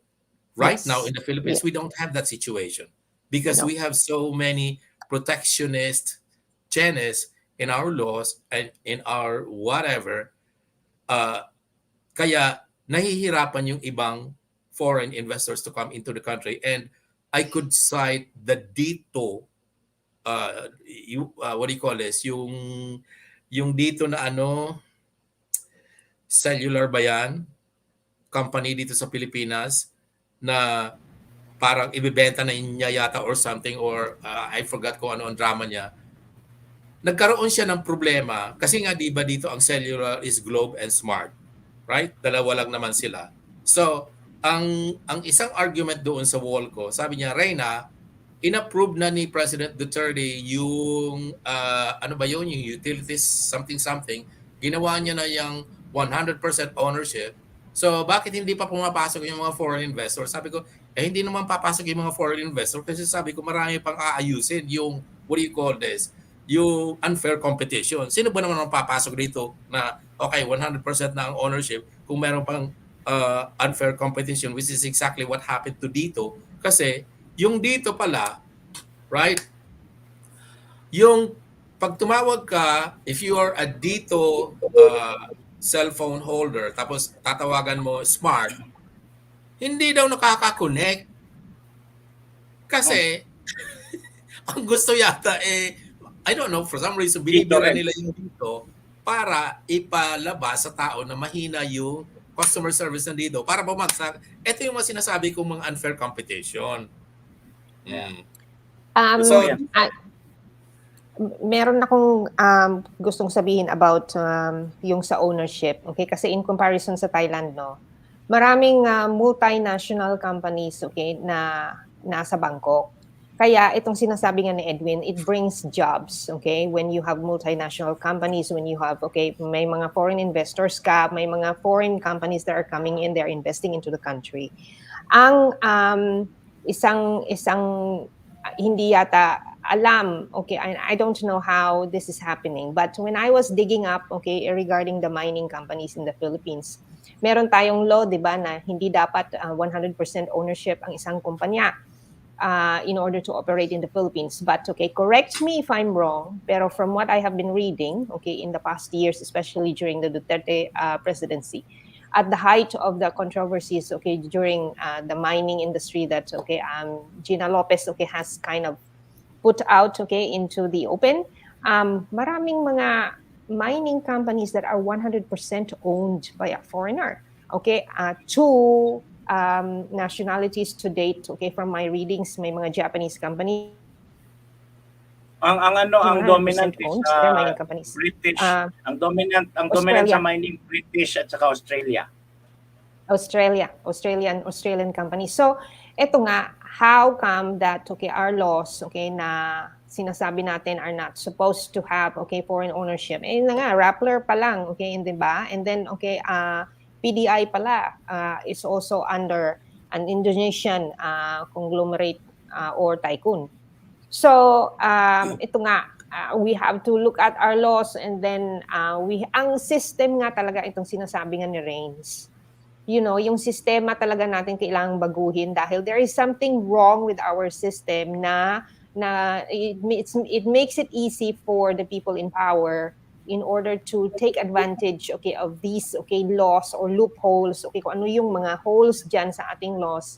And those are the ones, okay, that are making us, okay, kumbaga, suffer, struggle. Okay, ganito na lang yung telecommunication na lang. Every time an OFW goes home, you have to buy 2 SIM cards, Globe at saka Smart, dahil ang kapamilya mo na taga Smart, you cannot call them from Globe. That's totoo yan. Sinabi Okay, mo. I have to buy 2 SIM cards all the time. Okay, and it's ridiculous. Dahil nga, it's always about the pahirapan. Bakit pinapahirapan ang Pilipino? May mga monopolies naman in all countries, may mga monopolies, okay, of industries, of businesses. Okay, hindi natin pwedeng sabihin lang na nasa Pilipinas lang may monopoly. Parang ang kultura natin talaga is that our business people have this culture of just taking advantage of the Filipino. We have to ask that question. Yeah. I agree. So, let me.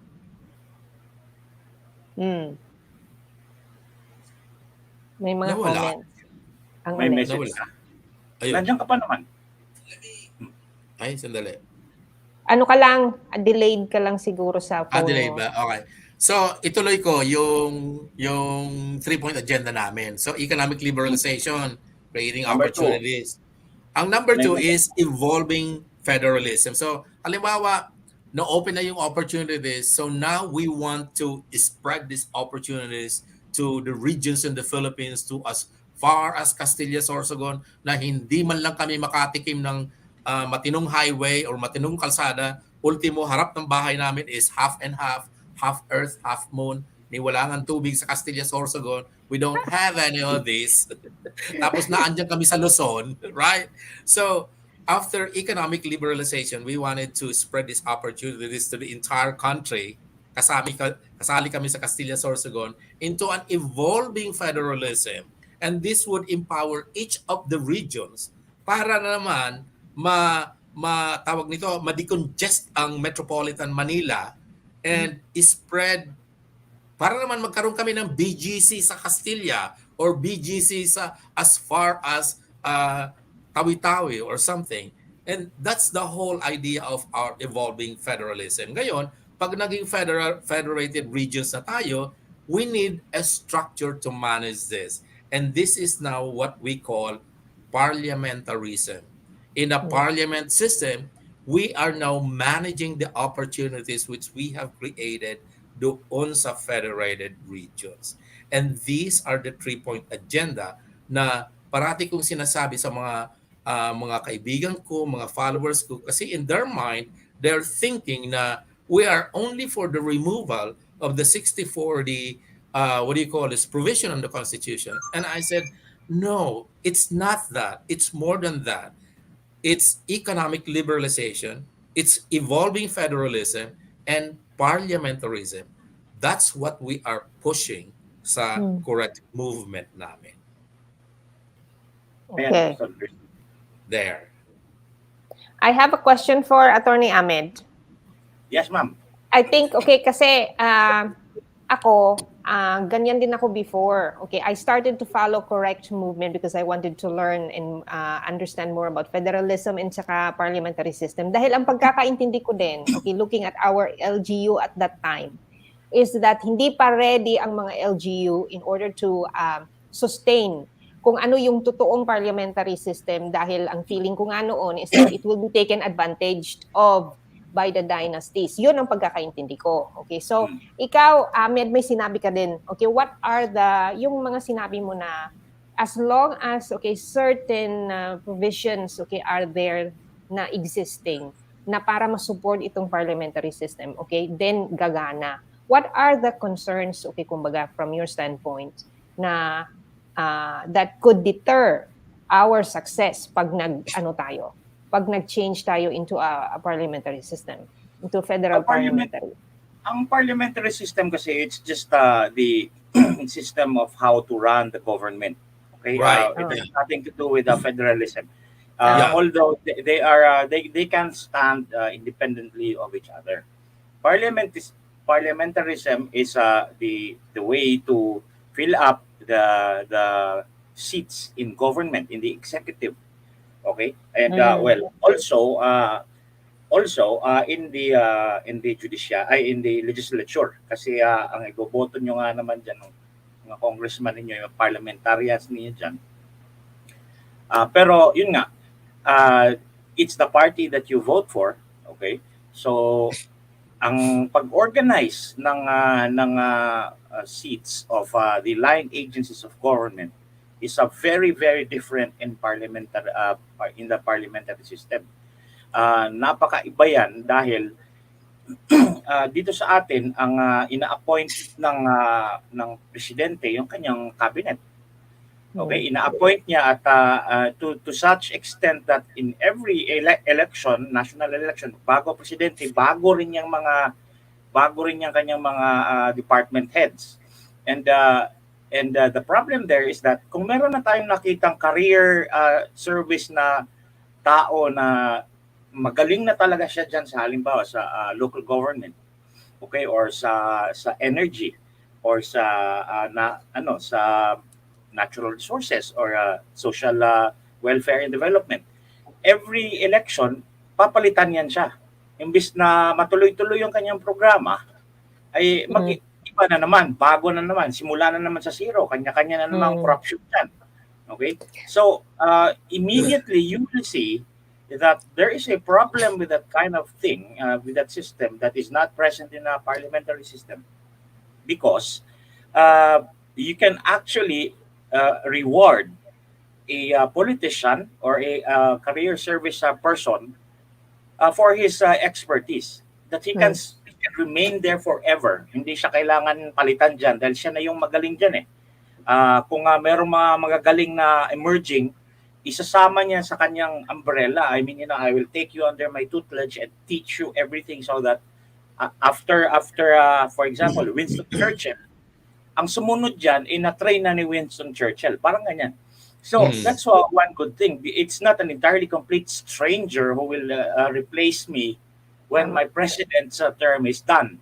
That's one thing that so long as there is that power of the president, okay, and the ruling party to appoint whoever he likes because of whatever reason, like a support in the election campaign and all that, or kamag-anak, hindi natin talaga ma-overcome yung pagpapatino ng ating government. So, parliamentary system already solves that immediately.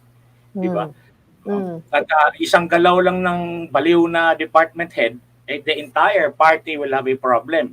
So, again, sinabi ni Edwin kanina, there is a premium for good behavior. That you will be rewarded if you behave.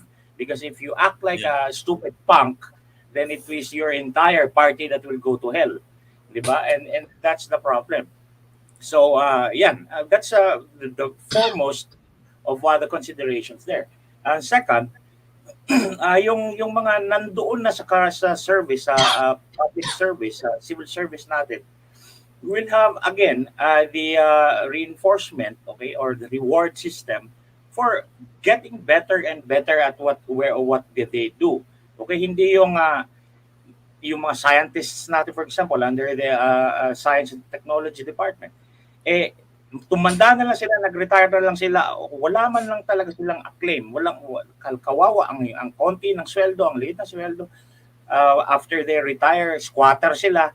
So hindi na reinforce yung kanilang hard work, ang kanilang achievements, kanilang academic achievements kasi pag pinalitan na yung department head ko, wala na ako eh. Tapos na ako eh. So there is really no reason why anyone will improve in his own expertise in the field kasi he can go anytime. And then lastly,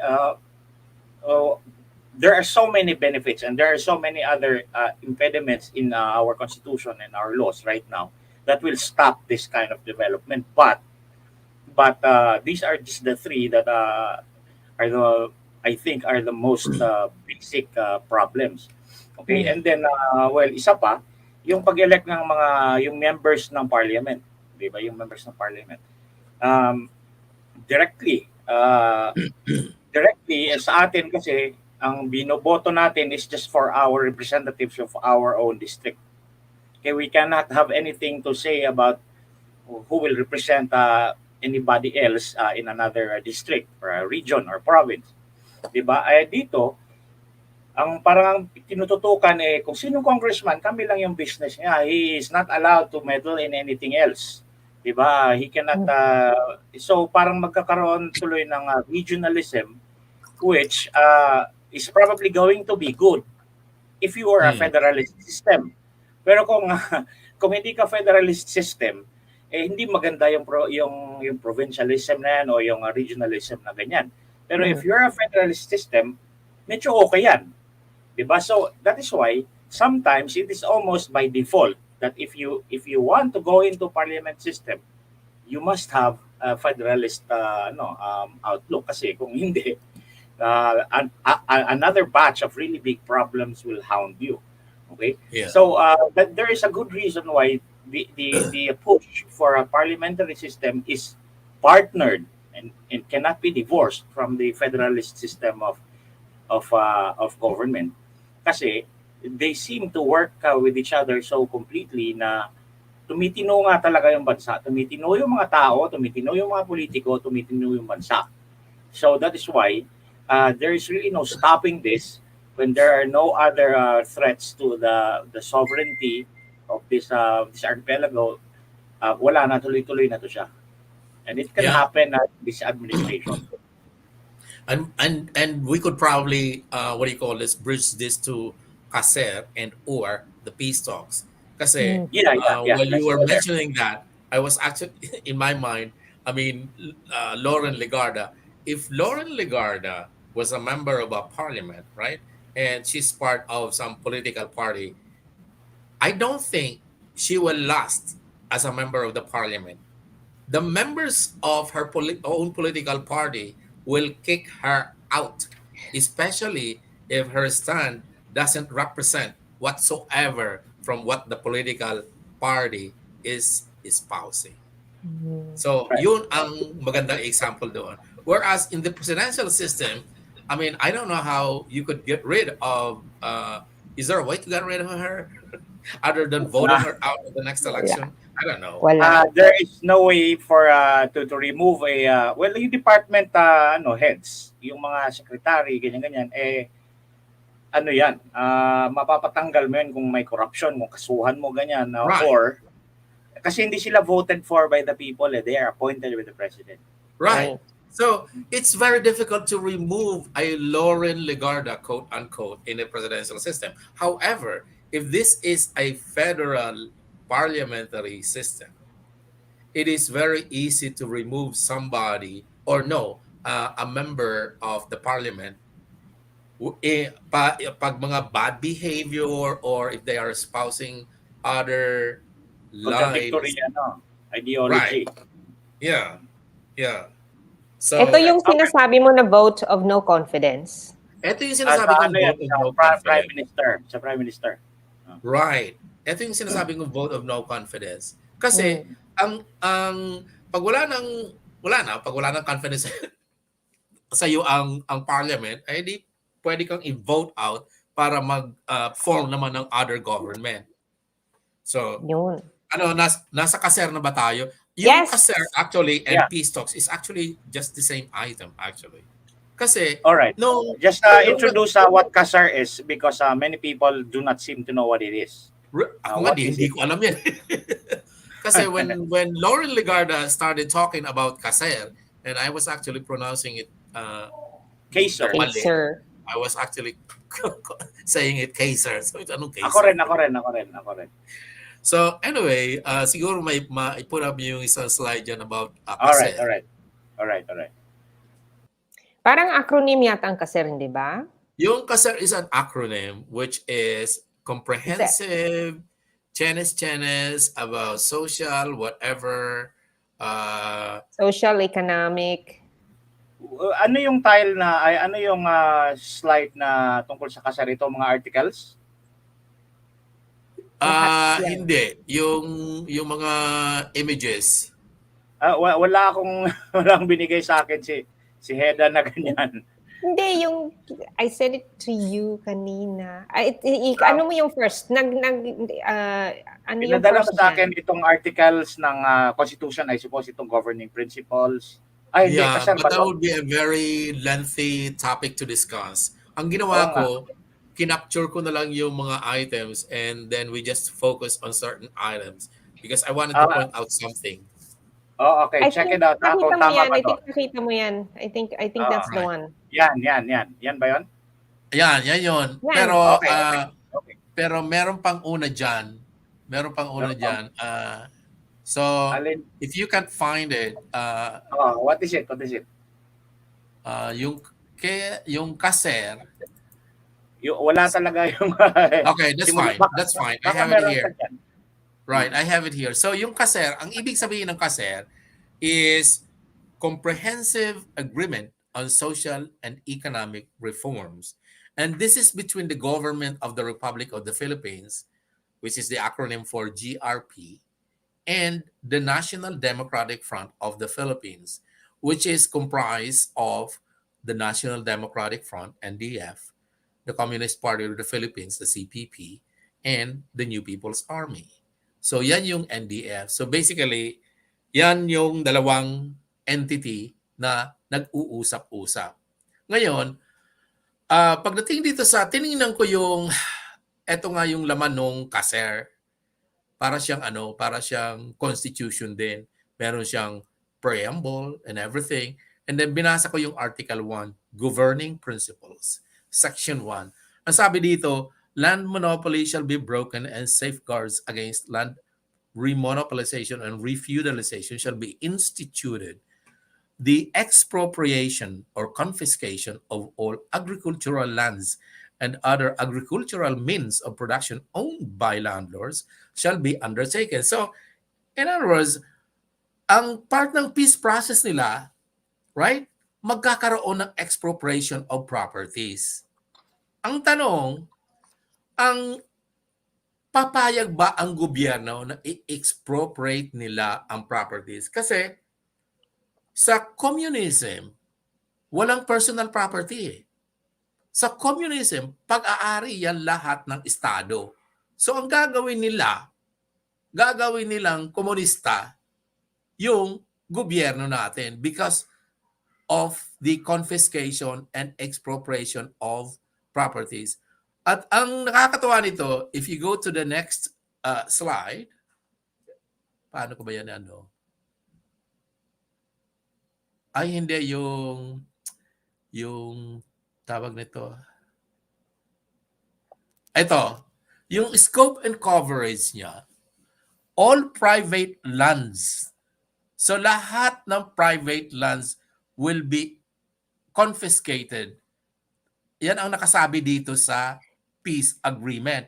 Okay? Number 2, lahat ng alienable and disposable lands of the public domains, all private lands suitable for agriculture acquired by the GRP. Ang naiisip ko dito would be those ill-gotten wealths ng mga Marcoses, quote-unquote, na repossessed ng PCGG, if any. Kukunin nila yon. Next is all commercial farms. Pag sinabi bang all commercial farms, kasama dito yung Dole Philippines, i-expropriate nila yon. Next is pasture lands. Next is land formerly and presently used as military bases and other military reservations. So yung Camp Crame ba, saka yung Camp Aguinaldo, i-expropriate nila, kukunin nila yon, right? So yung ba yon?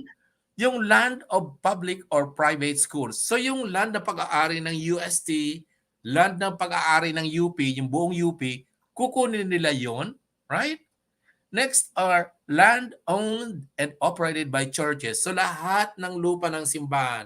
Mabuti pa nga kunin lang nila yung lahat ng lupa ng simbahan eh. Di ba? Then next is lands covered by tourism projects. I don't know if the government has any tourism projects, pero I know marami tayo mga golf courses. Marami tayo mga, what do you call this, parks. Meron akong pinuntahang park sa Ilocos Sur, yung parang zoo ni Chavit Singson. Lahat ba yung kukunin nila? Kasali yun eh. I-expropriate nila yun eh. Yung Privately Wakwak, owned, di ba? right. Yung Wakwak Golf Country Club. I-expropriate nila yun. Yung mga fish pond, prawn farms, and everything. So all of this, kukunin nila, they would expropriate all of this. At nabasa ko ibebenta daw nila ang mga ito to fund the national industrialization program. So yun ang nabasa ko. So let's go to the next slide. Yung, what do you call this? Eto, maganda ito.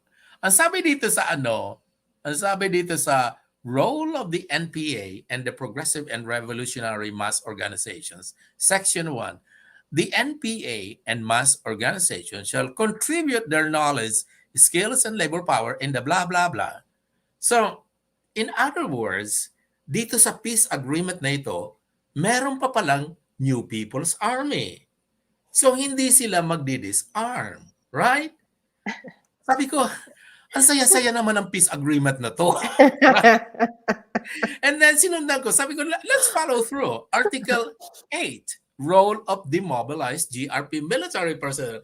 And in my mind, I mean, I don't even have to read section 1. Doon pa lang sa title, demobilized GRP military personnel. Meaning, mawawala na yung military natin. Kasi di ba, nabasa natin doon sa what do you call this, scope and coverage of everything that they would expropriate, kasama yung military bases. So, dito sa peace agreement na ito, mawawala yung army natin. Considering that the armed forces of the Philippines, these are, pinoprotektahan nila tayo sa external, what do you call this, yung mga external na mga kaaway natin, yung mga internal na mga kaaway natin. So, how would you do that? Kasi ang sabi nila, gagawin na lang daw nila, they will be mobilized for civil works and infrastructure projects, blah, blah, blah. Sabi ko, ang saya ng peace process na ito. So, in summary, if I will have to summarize this peace process is really asking the government to surrender and let's just a communist government. Right? So this, Kaser, is not a joint agreement. It's just the proposal of the CPP-NDF. Tama ba? Yes. Okay, kasi sabi nga ni Tatay Strauss, it means comprehensive agreement on social and economic reforms. Ito pa, basahin mo ito. Ito, ang saya-saya nito. Other provisions. To achieve rural development, GRP shall amend, suspend, or terminate applicable all bilateral investment treaties, agreements, blah, blah, blah. And in my mind, Diyos ko, doon galing yung economic activity natin kasi this is a global economy. And we have all of these bilateral agreements with several countries in Southeast Asia. We are a member of the Southeast Asian nations. We are a member of WTO. At kung ano-ano pag trade agreements out there. Right? So, bakit mo iti-terminate yung mga bilateral agreements natin sa magiging ano ba tayo? Magiging North Korea ba tayo? We produce our own, we develop our own. I mean, what's happening here? Somebody please explain this to me like a 3-year-old kid. I mean, I'm gonna... Sabi ko, ang saya-saya na magkakaroon ng peace agreement na to. Diyos ko. Sa Iloilo pa lang, okay, the landowners are never going to allow that. Kaya nga... Feudal system, Iloilo, feudal system pa. Feudal system pa kayo doon? Yes. Kaya, I mean, you know, when I was listening to Senator Legarda, and she was saying specifically, she said, all the elements of Kaser must be pushed. Siyempre, hindi ko pa alam kung ano yung Kaser. Kasi ginugol ko pa. Sabi ko, ano kaya ang lecheng Kaser na yun? Sabi ko, all the elements. And then, sabi ko, nung binasa ko yung Kaser, sabi ko, leche, eto pa yung, sabi ko, ano yung elements ang pinagsasabi niya until I run across all of this? Sabi ko, nasisiraan ba ng bait si Lauren Legarda? yung si Lauren Legarda, I think, she is the front of the CPP, NPA, NDF, which runs the revolution by fraud, by confusing and confusing the people and making them agree to this kind of thing para hindi na sila makipagyera. Because if you review Marx and Engels, they say that the revolution for the change to socialist and then eventually to the communist system is a bloody revolution. But here is Lauren Legarda. She is the saint of all this communist revolution because she will be the first one to achieve it by defrauding the people and the government of the Republic of the Philippines into agreeing to become a communist country. Kaya nga sabi ko, from the get-go, this peace agreement ain't gonna work. Kasi it's written in there that they're literally asking the government to surrender. Parang turn over the keys to this Turn over the Republican keys. democratic government to the Communist Party where we will lead and you will do what we want you to You do. will be subjugated. Okay, gano'n. Sabi ko, eto pala ako yung And- kasero pinagsasabi niya. Diyos ko. Yan. Binoto natin yan binoto ng taong bayan yan siya Ay, para naku. i-represent ang Republic of the Philippines. 'Di ba sa pledge of nila yung kanilang oath, I will Oo. uphold the Constitution and ganito ganyan and I will uphold the rule of law and ganito ganyan, and then you advocate for the total surrender of the Republican government to the Communist Party of the Philippines and the NPA. Lawrence Garda is a ridiculous person. Pero mas lalo siyang confusing kasi while she is asking for that, she is going to wear her full colonel uniform as a reservist. Well, it's not very hard to see a traitor in one's own armed forces. Just look at Trillanes and si Gringo Unasan, where they all did that same thing. But this one is just completely unique because this one just didn't even pick up a gun and shoot someone. This one just asked for it, asked for everyone to sign it, and she has the country for the communists. Ayos. Kaloko Yan talaga. yung Diyos ko. Yan yung kaser. So, that's kaser. In a nutshell. And that's why this peace, nothing is gonna happen with this peace agreement at all. Okay. So yan, narating na natin yung last issue na gustong pag-usapan ni Edwin. And we just about reached the second hour of our life. Oh my God, it's been we've been talking forever. Yeah. Let's do this again. Let's just not wait for the watchers or our viewers to dwindle down to zero before we stop. Okay. Well, thank you for inviting me. I mean, it's been fun, and it's always It's fun our to be pleasure. discussing current events. It's our pleasure to have you, Edwin, and kasama mo ako sa mga bakasyon mo eh. Hello. Bakit? Let's do it Next again. na, isama si Ahmed sa October. Kasama ka sa Sa October. Kasama ako sa mga bakasyon ni Edwin pag umuwi yan dito eh. Kaya we know each other very well. And Hindi na nga natin Edda, magawa eh. Kailan ba susunod? I mean, when is gonna be the next one? Mahirap na ngayon, especially the Trixie is kind of like very busy or something. Well, it will get there. It will get there. Malay mo, meron siyang foreign visit, no? Tapos pumunta tayo doon. Magkita-kita tayo diba? doon sa foreign visit. Mamili na tayo. Russia, France, Germany. Mag-ipon-ipon diba? na tayong tatlo. But you know what? I'm always available. I mean, I'm just a phone call or text call away. We could always go out or something. Yes, we will do that. Like the one when we kidnapped Trixie to watch a movie. Top Gun. Ayan. Well, also, thank you for this discussion, and we will continue this. There is a live tomorrow with Hedda also, and if you are free, please join us because you will also. Yes. Sige, anong pag-uusapan bukas? Anong topic bukas? Hindi, Magugustuhan ni topic si Edwin. Hedda eh. Ano yan, Hedda? Ang topic natin bukas magugustuhan mo ito. Babasahin natin ang liham ni Rizal to the women of Malolos. Okay, maganda to.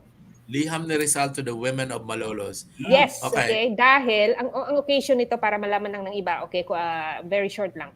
Ang occasion nito is that during the time of the Spanish, these women, cousins, sisters, there were 21 girls, I think young girls. They asked, yung kora paroko nila na they wanted to learn Spanish. Hindi sila pinayagan ng kanilang kora paroko. And so what they did, I think they sent a letter asking, I think, the Governor General. Naging national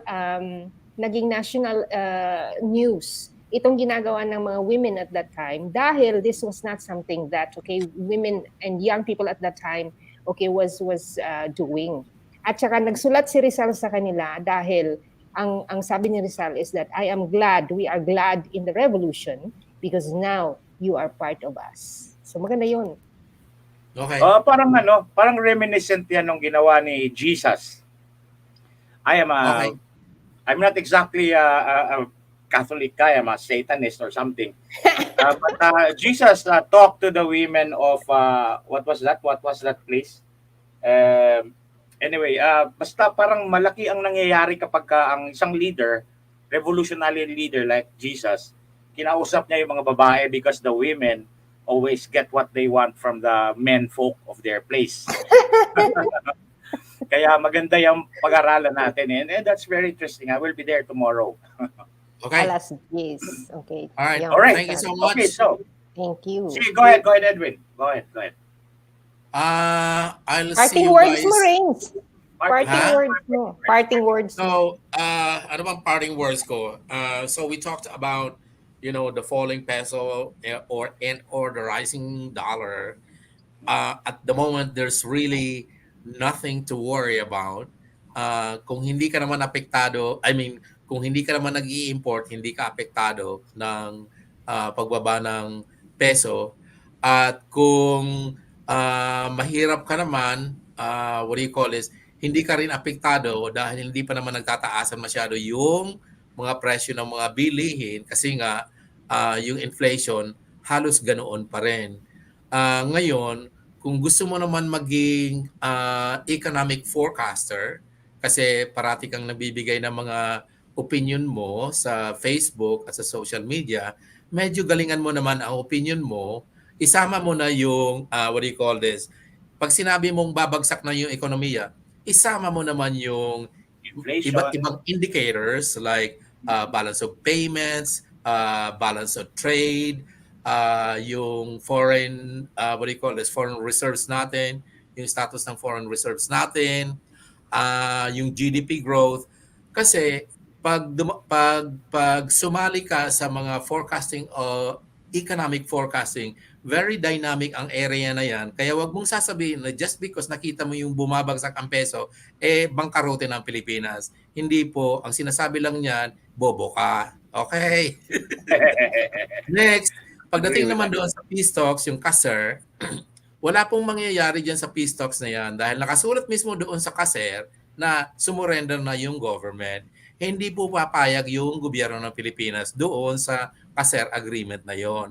Kahit na mag-P-stocks pa, walang mangyayari. And typically, ang nangyayari lang naman dyan sa P-stocks na yan, mag-re-supply,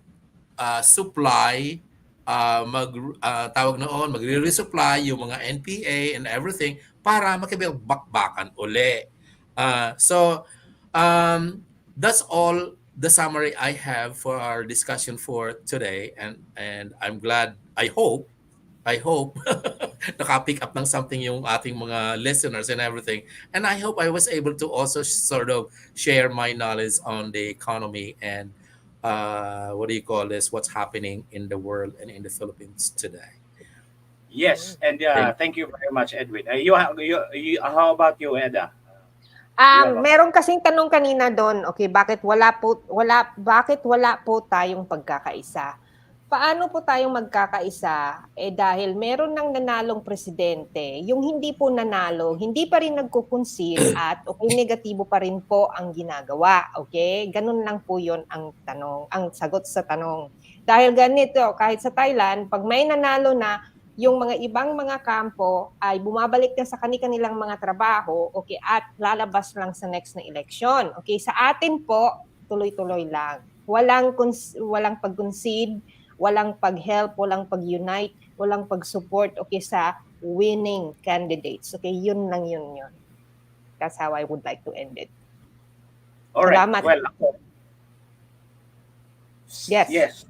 Thank you, Hedda. Ako naman, ang masasabi ko lang ay hindi niyo sigurong dalawa napapansin na I am trying to unite at least three influencer groups in social media, and with the three of us here, we are already a big force. And if the more we invite here, the more people we Yes. invite here, the bigger we become, and the easier we resolve the problems of fake news and fact checking and federalism education and parliamentarism and federalism change in the constitution, and a lot of for example economic discussions.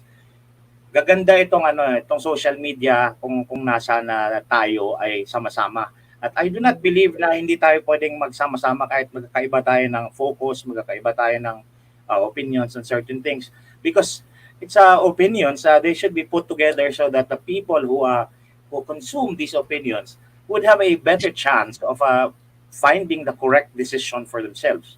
And that's what I'm trying to do, and I hope that you do not object to that, because I am going to do this every chance I get with you and a lot of other people. Thank you very much. Yes. To Thank Let's you. have thank more you for people watching. in. Yes, All go ahead, Tad. All right, bye. I will give you this rock music to listen to as we leave you very hungry and wanting for more. Thank you.